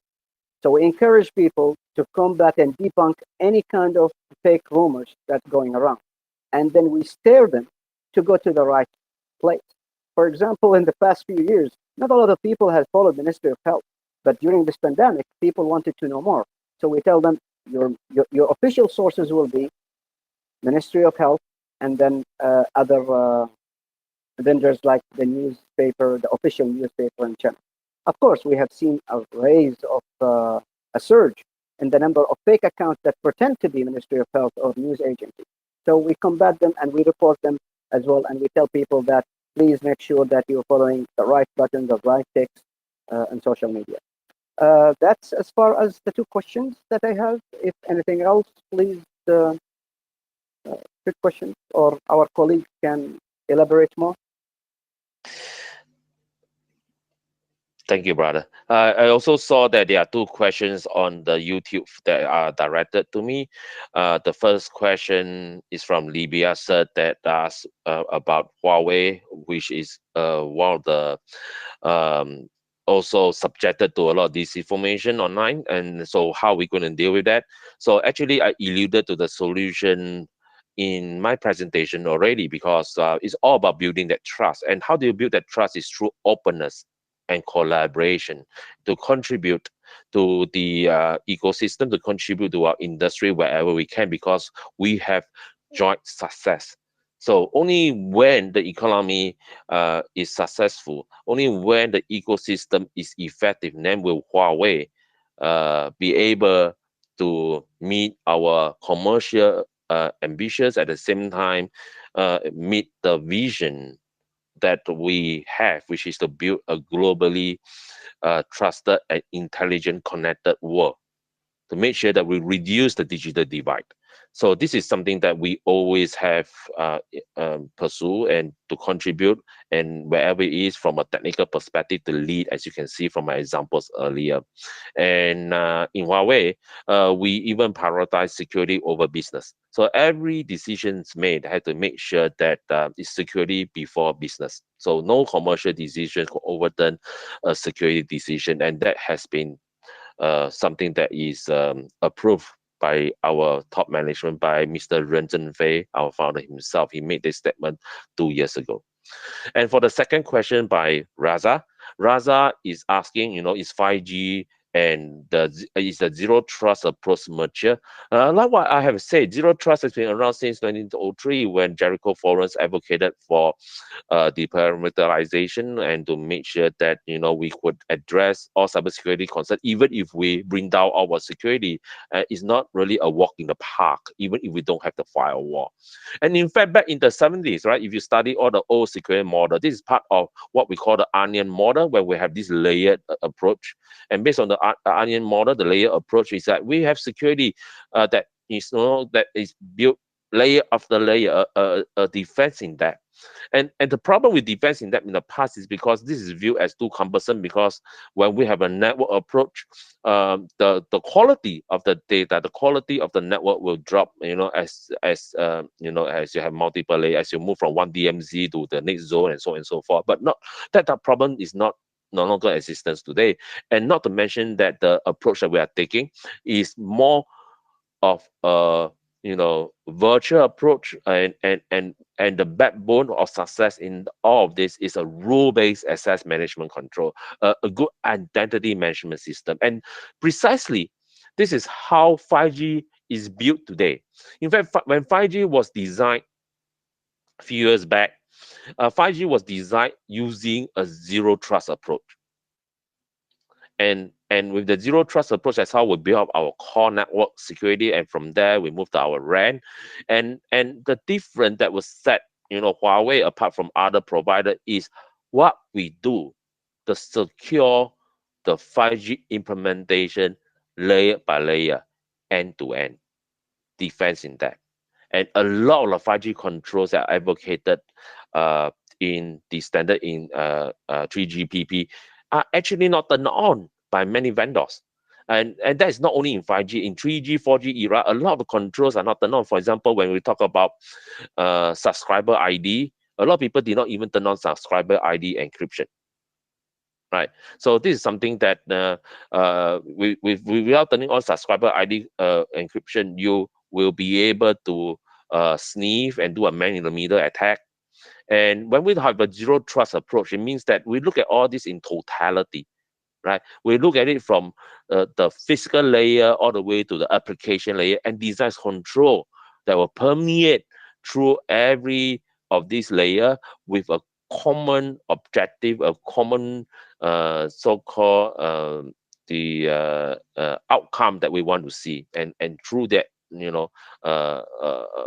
that's the idea behind the zero trust approach. It's really bake it into your design with a secure first approach, and then you do an incremental step from physical to application, in and out, out and in, whether egress or ingress, you have all this control in place. And this is zero trust. And it's not no rocket science. It's all about having a proper design. It's all about having a proper design with endorsement from the senior management that you need to implement this. Or else they will just maybe just have sufficient budget for you to put out your firewall. And today we all know firewall is no longer effective in this pandemic, because all of us are working from home. We are working from Starbucks. We're working from home. Okay, even if without a pandemic, you will be working from Starbucks. Your salespeople are on the road, right? So it's a new paradigm altogether today after this pandemic. I don't think people will be going to the office at least 100% all the time. Thank you.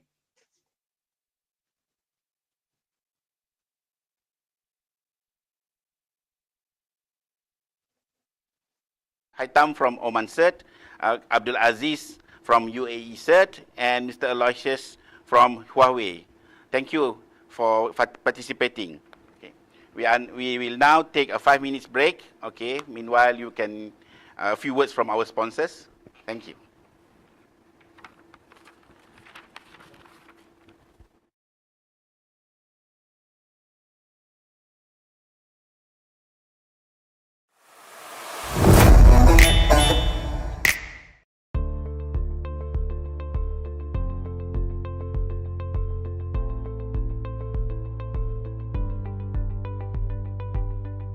John, good afternoon. We're going to talk about AI and cybersecurity. Before we start, I think AI is a very misunderstood term. What does Huawei understand by the term artificial intelligence in a way that most people will understand? Well, I think the best way to describe artificial intelligence is we've probably all seen films of robots moving their arms around and building cars. Predominantly, that's not artificial intelligence. That's a robot being programmed to say, move here, move here, move here. Artificial intelligence is where you're getting into the computers using vast amounts of historical data to begin to draw conclusions themselves. In 2 weeks from now, many thousands of people will converge in Shanghai at Huawei Connect, the annual event. Cybersecurity is one of the key themes and one of the key programs within that agenda. What's the message for the world, and what do you hope to gain from that? So we believe that, and I believe that technology and security is a team sport. Huawei has a very important role to play. We have to design and build and deploy products that have been built with security and privacy in mind. And we are very happy for our customers and regulators to hold us to account for that. We fear no investigation, we fear no certification, we fear no review. It doesn't mean we're perfect, but it does mean that we're probably the most open and transparent company in the world. So point number one, look what Huawei is doing, hold us to account, and if you think we can improve, tell us how we can improve, and we will look to adopt your idea. Secondly, because I've said it's a team sport, our customers and policymakers and governments, you need to look in the mirror yourself and say, what is our role? John, thank you very much. You're more than welcome. Thank you.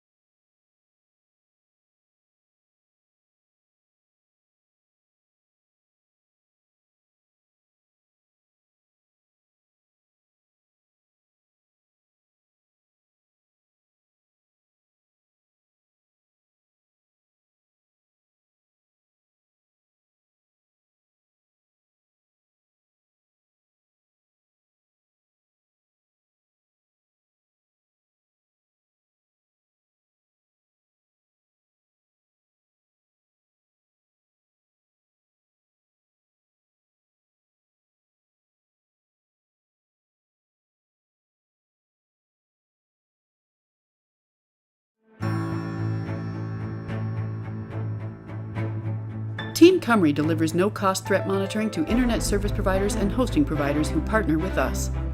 ISPs and hosting providers around the world are critical to delivering online access and services. Your role on this planet is not just enabling social interaction and e-commerce. Collectively, you're enabling critical infrastructure and communications necessary for the health, safety, and even the survival of billions. However, many of you may lack the tools and resources to defend your networks. Nimbus Threat Monitor gives you near real-time threat detection, illuminating the compromised assets on your network and those of your clients by correlating your network flows with our world-class IP reputation data. Log in to the completely customizable Kibana interface to see your top alerts. Filter out low priorities. Drill down into specific threats, see your top talkers and what they're talking to, and monitor your alerts over time to measure response efficacy. Saving and improving lives is Team Cymru's mission, and making the internet a safer place is integral to that mission. Our intelligence powers many security vendors' offerings, and Fortune 500 companies rely on our intel. Take advantage of our peer signal threat detection today.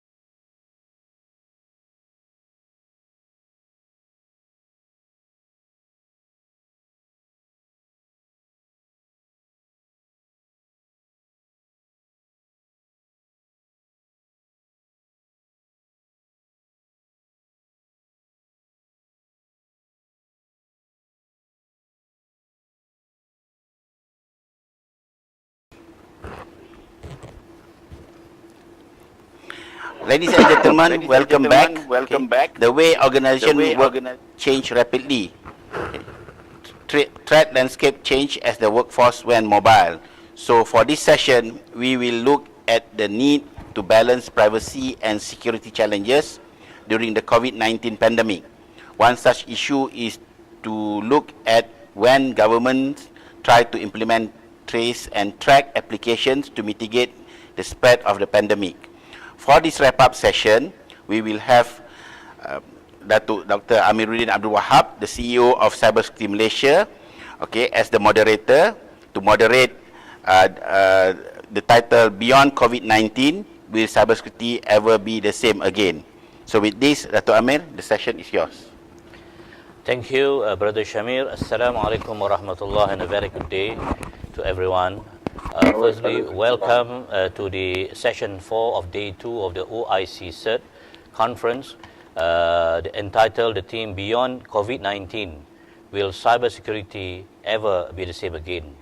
As we all know, the COVID-19 pandemic has caused huge impact on people's life, families and communities. Even people are working and interacting online for meetings, shopping, classes, discussion, etc. These give immediate effects on today's cybersecurity landscape. These new normal practices are changing the way people work, hence bringing with it new cyber risks.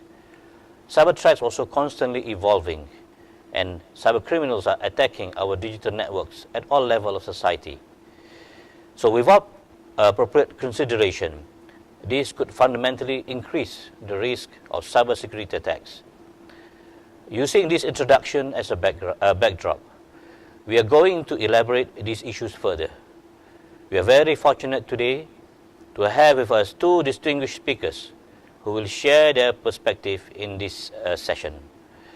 First, let me introduce briefly Mr. or Brother Amar Jafri from OIC-CERT Pakistan. Mr. Amar Jafri has over 40 years of experience in governance, digital forensic, information technology, security, and even in education.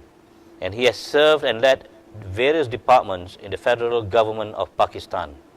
He retired as the Additional Director General of the Federal Investigation Agency of Pakistan in 2010, and he is a pioneering head of NR3C. The second speaker is Brother Abdul Hakim Ajijola from CS2 Nigeria. Abdul Hakim Ajijola is a global cybersecurity resource, ranked first in the IFSEC 2020 Global Cybersecurity Professional Influencers and Thought Leaders list. He is chair of the African Union Cybersecurity Expert Group Addis Ababa, and also the commissioner of the Global Commission on Stability of Cyberspace, The Hague. He is also a founding member of the Organization of the Islamic Cooperation's Computer Emergency Response Team, or the OIC-CERT. Welcome to both of you. And for the presentation, first, for the format of the session, there will be each of the speakers will be given about 10 to 15 minutes to present their views with regards to the theme Beyond COVID-19, Will Cybersecurity Ever Be the Same Again? And after that, there will be a follow-up Q&A session for about 10 to 15 minutes. So without wasting much time, I would like to invite first the first speaker, Mr. Amar Jafri from Pakistan. Please. Thank you, Brother Amiruddin. Thank you, Brother Hakim. I'm really feeling so proud to speak on this platform today. Very brief about myself. My name is Amar Jafri. I am the former Director General of FIA, and I have the proud honor of establishing NR3C, which is now the Government Initiative on Cybersecurity and Cyber Crimes. I am the President of PISA, which is Pakistan Information Security Association, and I have the proud honor of representing Pakistan through OIC-CERT. I have again a very proud honor of being the founding member of OIC-CERT. I still remember we were together in Langkawi in 2005 when we thought this idea, and now I can see the global presence of this initiative. I'm so happy. I am also founder of E-Pakistan, which is we call Digital Pakistan. Alhamdulillah, through my different initiative, I exist in 70 districts of Pakistan, which covers almost 75% area of Pakistan. I am representing Pakistan in number of forums, including ICT for development, emerging technologies, and cybersecurity. This is all about me. Now, cybersecurity today and tomorrow. I think we all know about the cybersecurity of the past. Today, cybersecurity is a big challenge. And especially after COVID-19, these challenges have increased to a large extent. But today, I would like to talk about tomorrow, because the future lies in tomorrow. So cybersecurity is now not a cost center. This is a business enabler. So I think that tomorrow challenges we should focus about the entire infrastructure of industries, which we call Industrial Revolution 4.0, and now we are talking about Industrial Revolution 5.0 also, is dependent on the security of internet. The entire development sector, which we now call through SDGs, Sustainable Development Goals, depend on secure internet. Just think for a minute that we do not have a secure internet. Can we talk like this? So all those people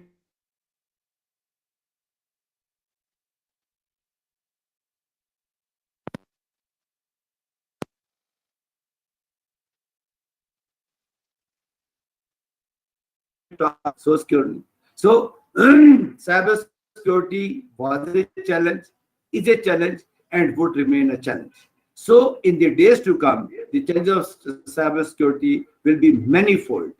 But correspondingly, we have to think that if we control these challenges, we can do wonders. Now, we need to unlearn. We need to unlearn now. It's the era of proactive cybersecurity. It has no more remained an era of reactive cybersecurity.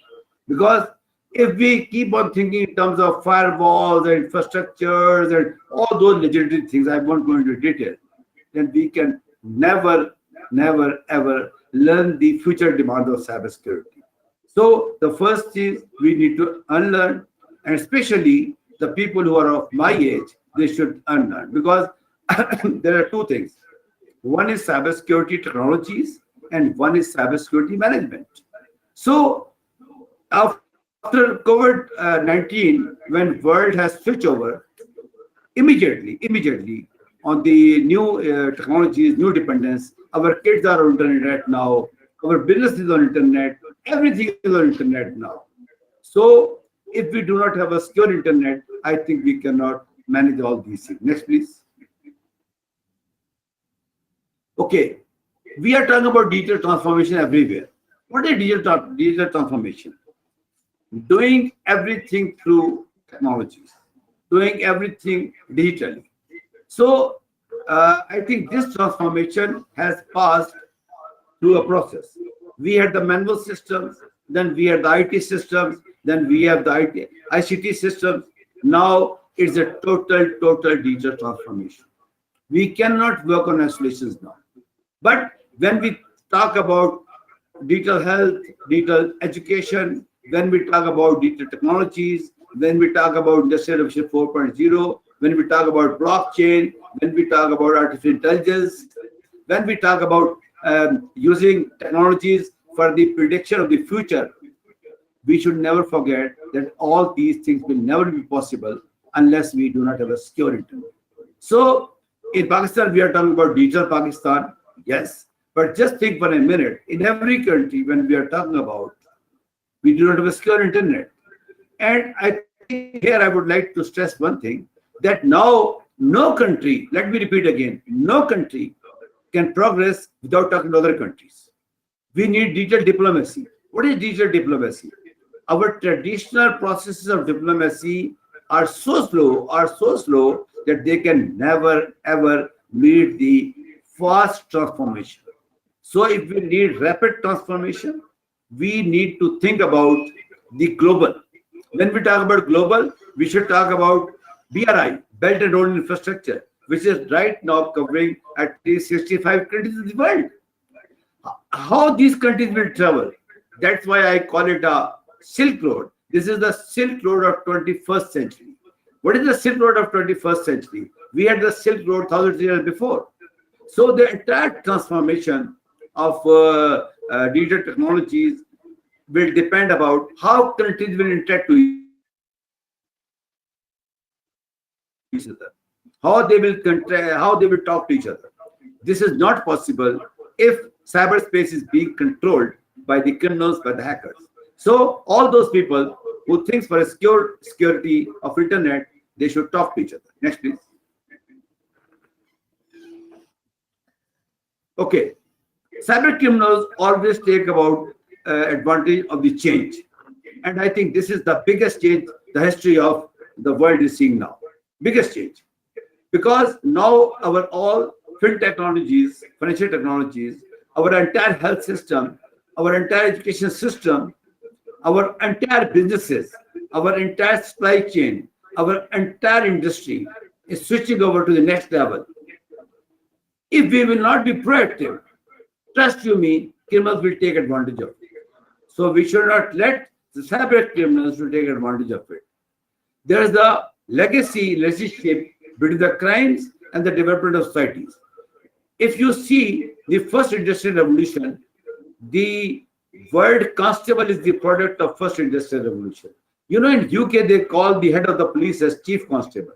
The first constable came into being after industrial revolution, because as industry developed in first industrial revolution in UK, in London, the entire criminals of Europe came to London. So there is a nexus between the criminals. So we should be very, very cognizant about the fact that if we do not take control of the security of cyberspace collectively, let me repeat again, collectively, region-wise and global-wise. You know, the authors of internet, original internet, may have never thought about the use of internet to the extent we are doing it today. It's like water. It's like electricity. So if we cannot think in terms of a secure internet, I think we are on the wrong path. We should be very careful about taking all these things securely. Next, please. We did invite COVID-19.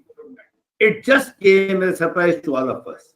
But the interesting fact is how countries adjusted with it. It's amazing. It's amazing. And I think it's the biggest success of the authors of internet and the users of internet today. You know, I do not know about other countries. I would like other countries to share their experiences. In Pakistan, we took only hardly 1 month. As schools were closed, universities were closed, everything was closed. There was a legal ban on movement. Even then, things were working normally. So I think COVID-19, apart from the losses of deaths, which we are very painful about that, has also done something good for the human beings. It has triggered a situation, trust you me, which we could not ever think in next 10 years to come. Now, when we are adopting to it, we have to do two things. First is to plan for today and then plan for tomorrow, what I call the next normal. Everybody is calling the next normal. So naturally, COVID-19, the medicine will be there, will be going to normal. But if we give advantage to criminals to hack our things, you know, there have been few instances of ransomware in Pakistan. So other countries have also faced it. So we should be very careful when we are switching our health systems, our education systems, our governance, our industries on internet. Don't forget that criminals are using the cyberspace for the same purpose we are using it. It is a bread and butter. They are working round the clock. They can buy the best thing of the world off shelf on the market, where we in government or in organizations has to think a lot about that. So the COVID-19 has given us losses in terms of life, but at the same time, it's a game changer. How is it a game changer? Because we have seen that a child can study in the home also. So to my understanding, maybe I'm wrong, you may disagree with me, the traditional concept of world schools, world universities will be nowhere. Nowhere. Now, the point is how artificial intelligence is taking over all these things. At times, we are afraid of artificial intelligence, that it may replace human beings. Trust me, it will never replace human beings. It cannot replace human beings. The same fear our predecessors had when we had the first revolution, second revolution, third revolution. Artificial intelligence is machine writing code for machine, deep machine learning, data analytics. All these things are made by human beings. So I think we should not be afraid of new things. We should think in terms of blockchain. We should think in terms of proactive security. We should think in terms of working together. It's a 24/7 business now. It's a 24/7 careers now. Next, please. You know, developing countries were going slow. Now, all these developing countries have come on a fast track now. And the amazing part is that they're coping up with these things. So this transformation, which has given an advantage to developing countries, it should continue. So to my understanding, the management of internet, the management of development in societies, we should be afraid of it. Next, please. This is an evolving knowledge. Think for a minute. I think all people in the panelists, we are working together for the last so many years. I think a few years back, we used to think about firewalls. We used to think about some devices which could detect the Trojan and all these things. But if we think today, it's an era of artificial intelligence-based cyber threat intelligence. What is cyber threat intelligence? Knowing before that you will be under attack. Data and analytics is there. We have a huge data. You know, previously we used to collect data. Now we are getting data in gigabytes, in zettabytes. Now the domain of cybersecurity has to be shifted. If we will not shift it, definitely there will be two things. We cannot progress with the world, and second is there will be more threats to us if we will not adopt to new techniques of cybersecurity. Next, please. You know, technology is different.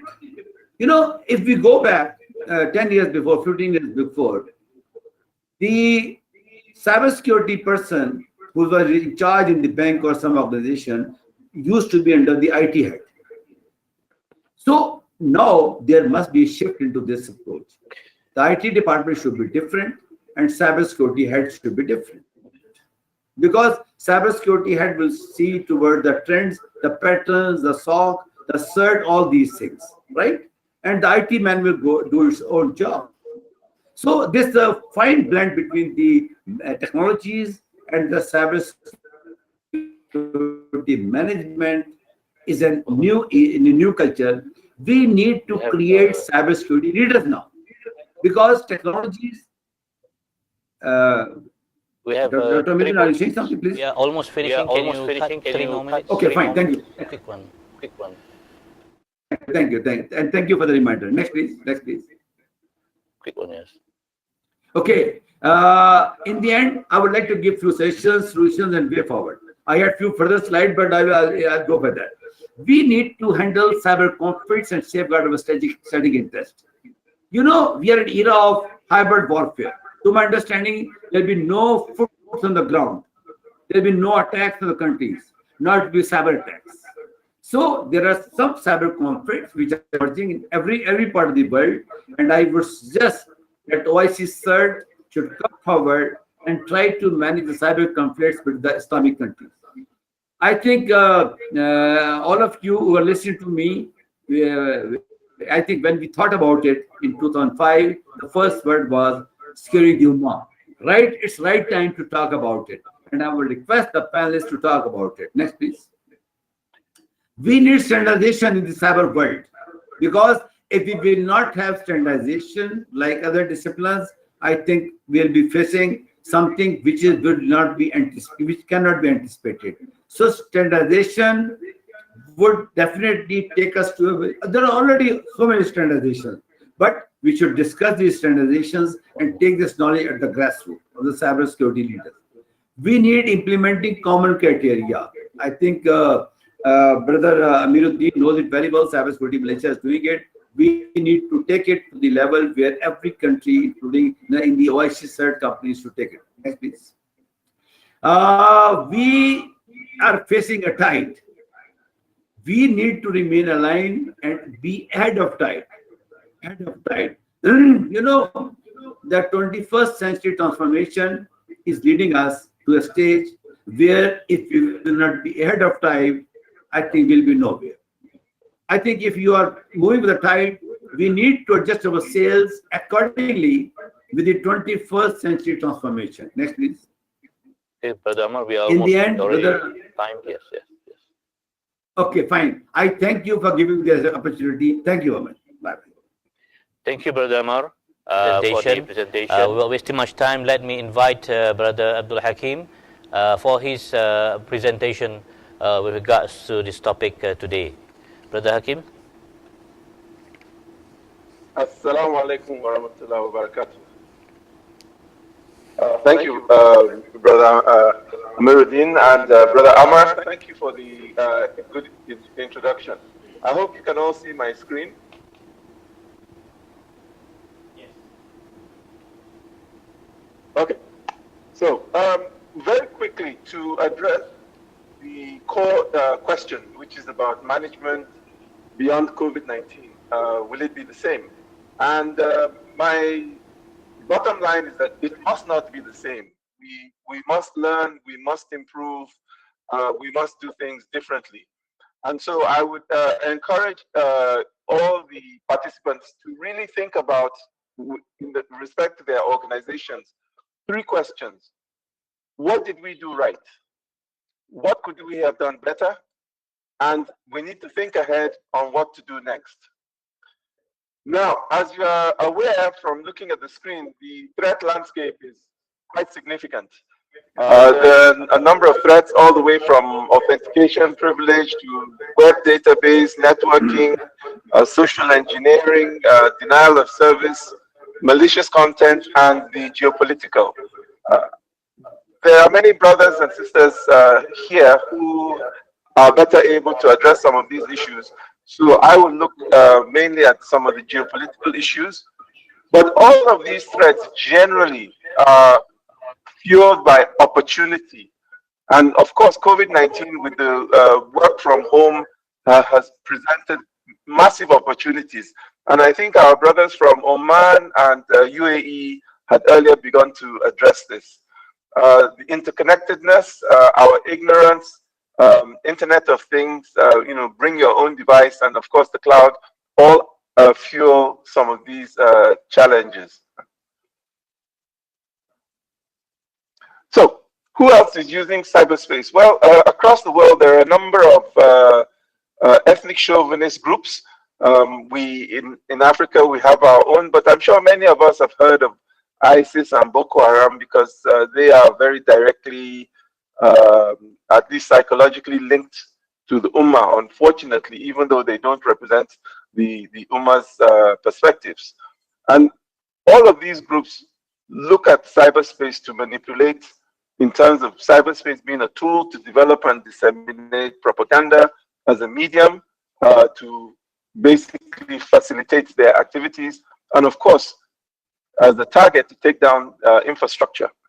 So what do we need to do? Well, frankly, colleagues, ladies and gentlemen, we need to develop our own pandemic survivability and preparedness strategies.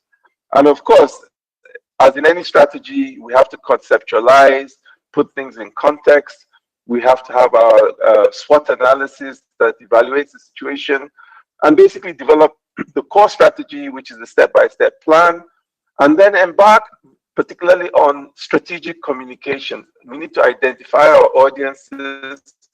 We need to be able to get into stakeholder engagement, bearing in mind that a lot of stakeholders in our communities are not functionally Western educated and are functionally, that is, are Western education illiterate. So we have to look for alternative methodologies of communicating with them. These are primarily through things like images, multimedia images and things.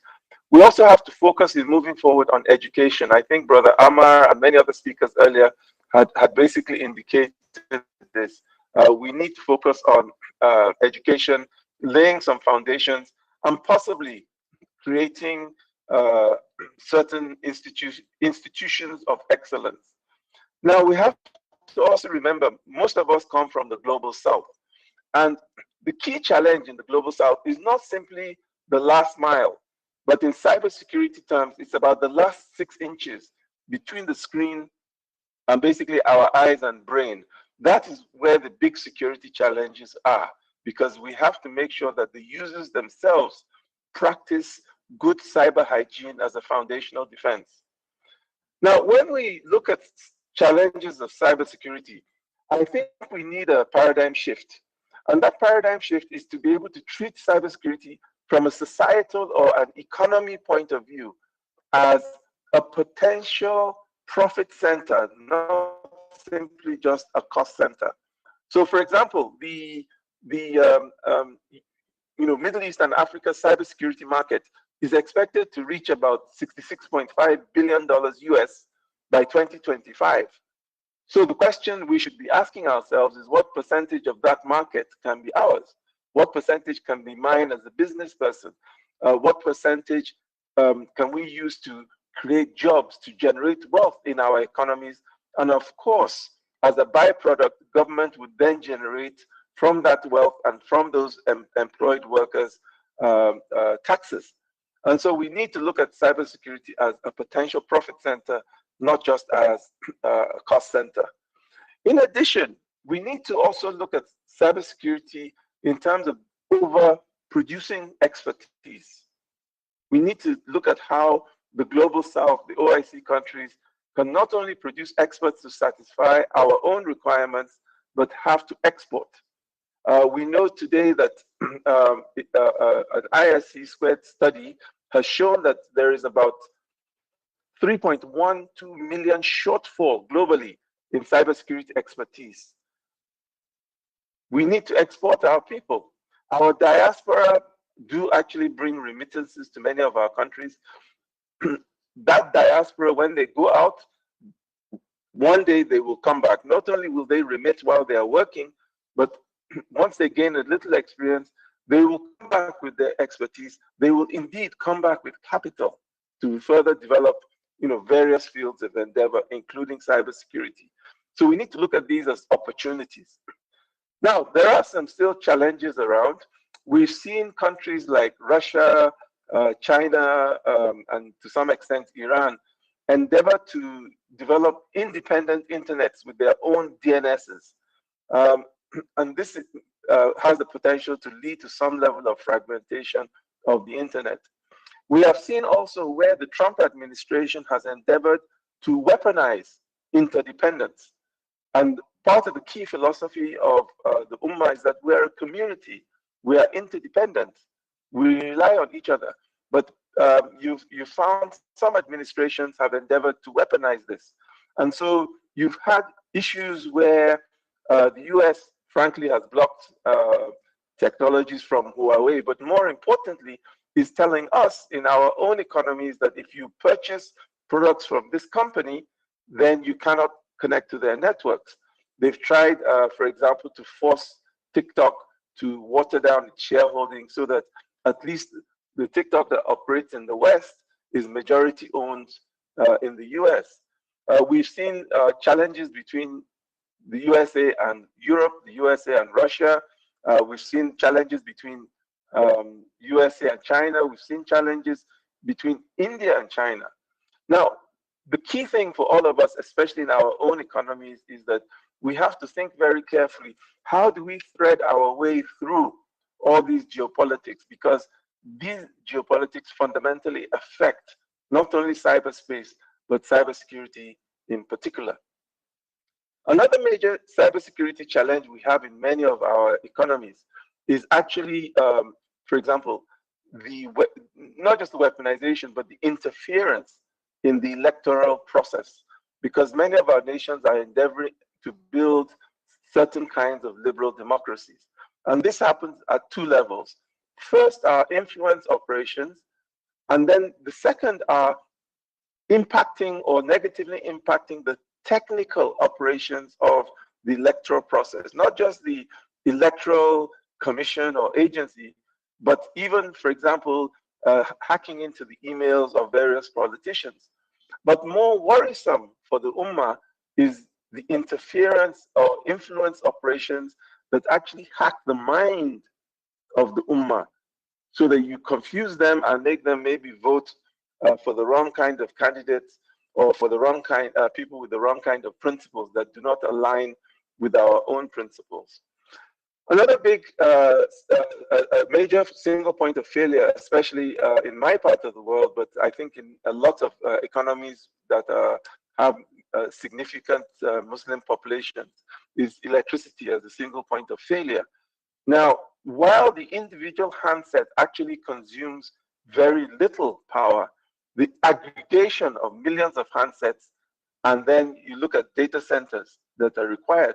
Data centers certainly are not euphemistically data centers, they're actually power centers. That is electrical power centers, because of their consumption. And so this is something that our economies really need to look at, because we do need to have some significant level of local hosting of our own data, so that it remains within our jurisdiction, so that we can have our own access to it as and when required. Another major challenge we have across many of the economies of Muslim countries is malware. We have seen across Africa where in the value chains, malware has been embedded so that you can't remove the app that is actually the malware. And what you find is that in many of these global South nations, data is very expensive. And so given that it's so expensive, you have relatively poor people paying expensive bandwidth for their own data to be stolen. And the Ummah and the OIC-CERT do need to look at this. We do need to encourage indigenous development of tools and processes that will make sure that these things don't get into the value chains, and indeed build our own value chains. Brothers and sisters, ladies and gentlemen, no economy is going to make significant progress if it does not factor and accommodate 50% of its population, our women, our sisters, our wives, our daughters. In addition to this, we also find in many countries across the global South, 47% of the population remaining, which is the youth, are also not really brought on board. And so we have huge capacities to build. We have the potential, and we really need to build on our women and on our youth. So, key question that we need to answer: who will protect the digital ummah? I think Brother Amar had mentioned this, and really, if not you and I, then whom?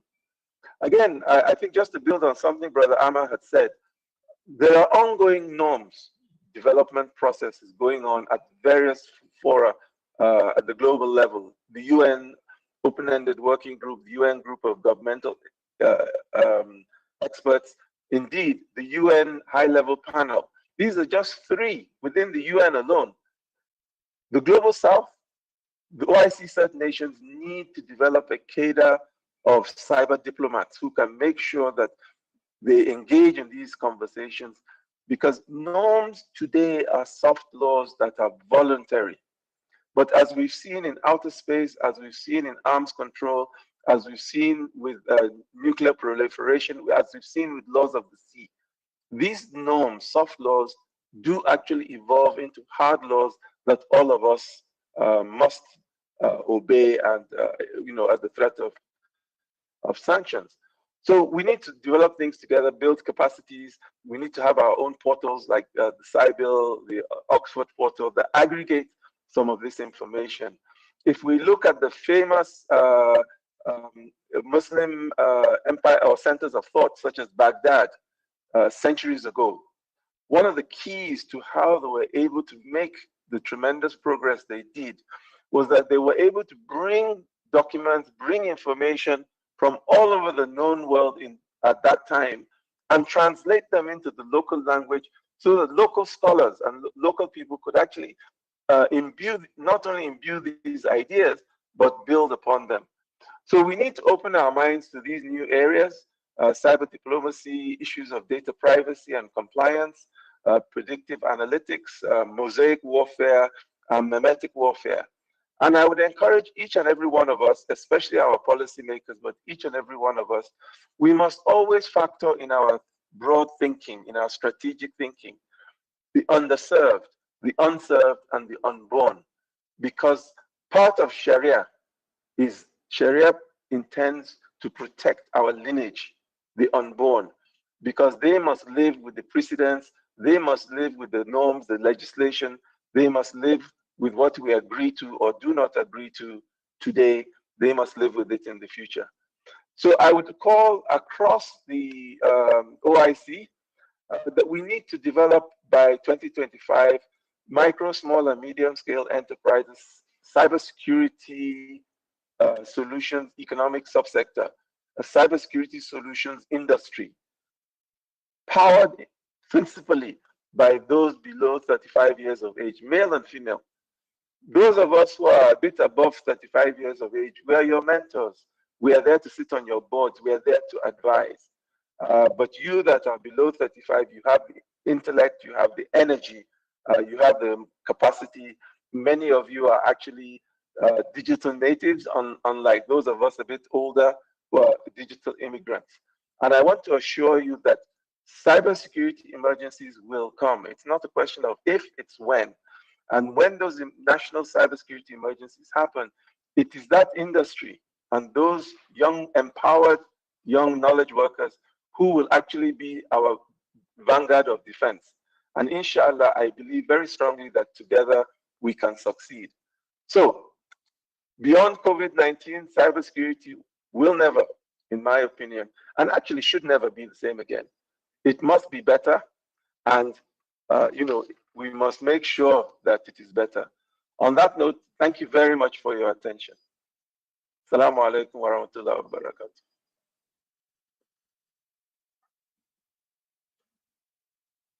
Abdul Hakim. We are actually running out of time, but I'll take this few minutes to first summarize. Basically, I think the key points from the two presentations is that the changing environment, including this pandemic, requires changing strategies. We also need to be adaptive to the evolving technologies and to the emerging threat landscape. And not only that, we even need to change the mindset. For example, cybersecurity can and it should be looked at not only as a cost center, in fact, it should be looked at as a profit center. In the next these few minutes that we have left, actually less than 5 minutes, maybe I could just there's some questions that maybe both of you can answer, but maybe in maybe about 2 to 3 minutes each, please.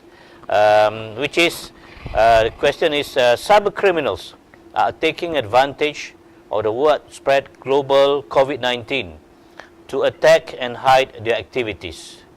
How do you think the OIC-CERT countries as a region should strengthen the regional efforts so as to prevent this widespread of cyber threats?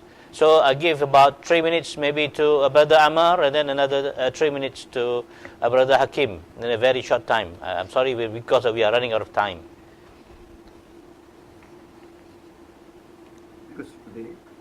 You know, as I said, the cyber criminals are doing the same purpose we are doing it, right? So, you know, there's a traffic going on the road because there's 100 vehicles per minute.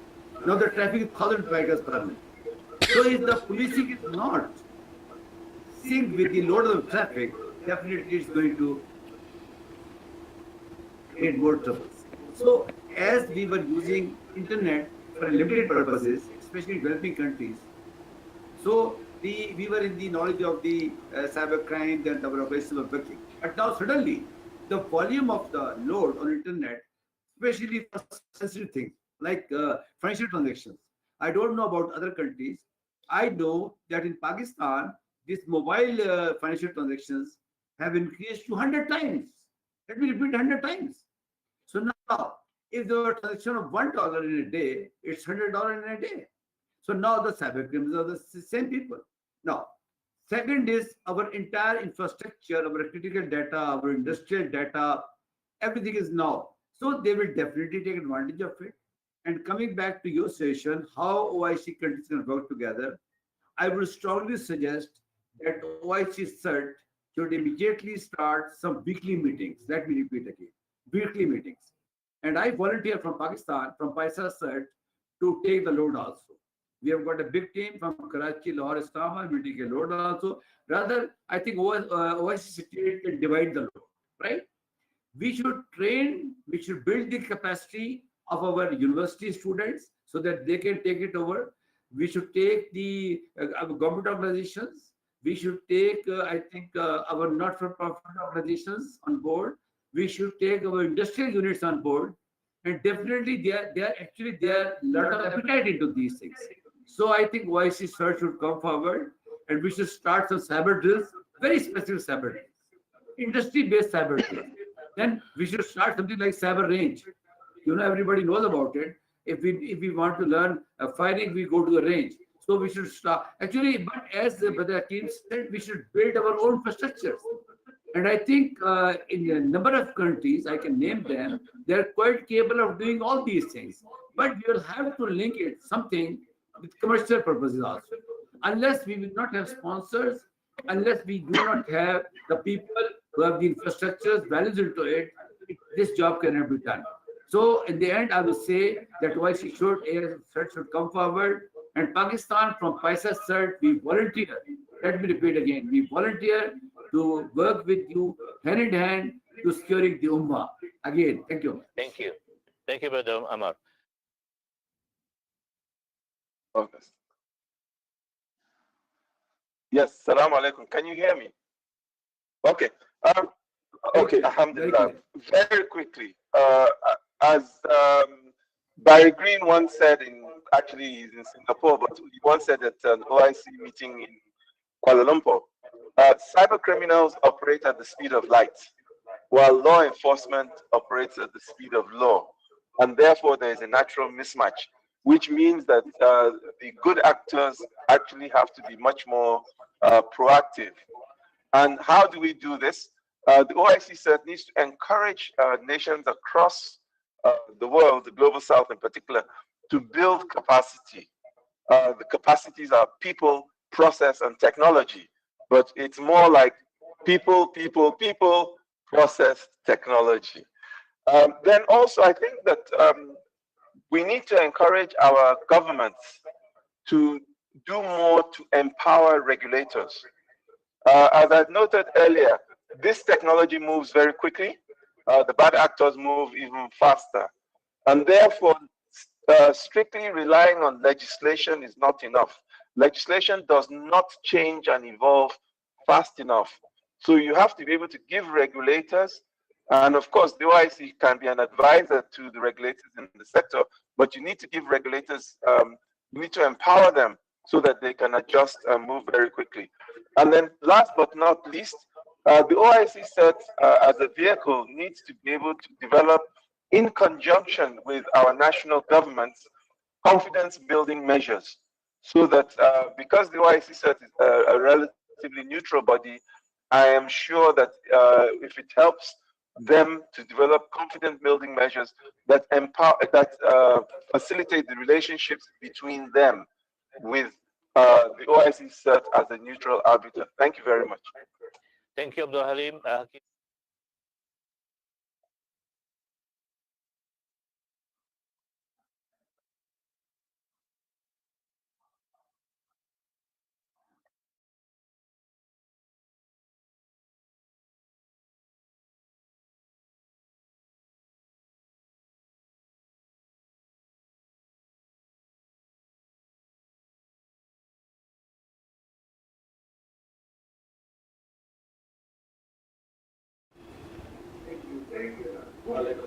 Yes.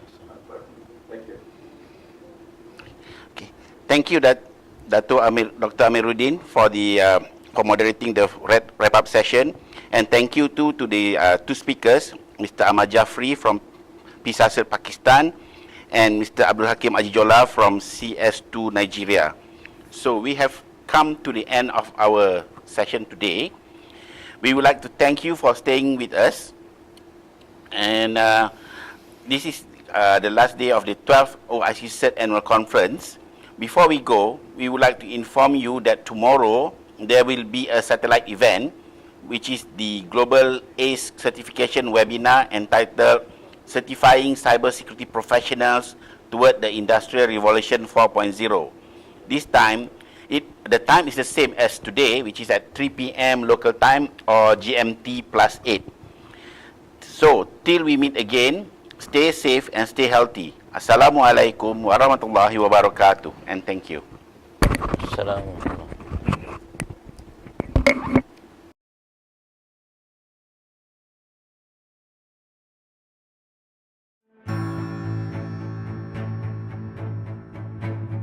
Team Cymru delivers no-cost threat monitoring to internet service providers and hosting providers who partner with us. ISPs and hosting providers around the world are critical to delivering online access and services. Your role on this planet is not just enabling social interaction and e-commerce. Collectively, you're enabling critical infrastructure and communications necessary for the health, safety, and even the survival of billions. However, many of you may lack the tools and resources to defend your networks. Nimbus Threat Monitor gives you near real-time threat detection, illuminating the compromised assets on your network and those of your clients by correlating your network flows with our world-class IP reputation data. Log in to the completely customizable Kibana interface to see your top alerts. Filter out low priorities. Drill down into specific threats, see your top talkers and what they're talking to, and monitor your alerts over time to measure response efficacy. Saving and improving lives is Team Cymru's mission, and making the internet a safer place is integral to that mission. Our intelligence powers many security vendors' offerings, and Fortune 500 companies rely on our intel. Take advantage of our peer signal threat detection today.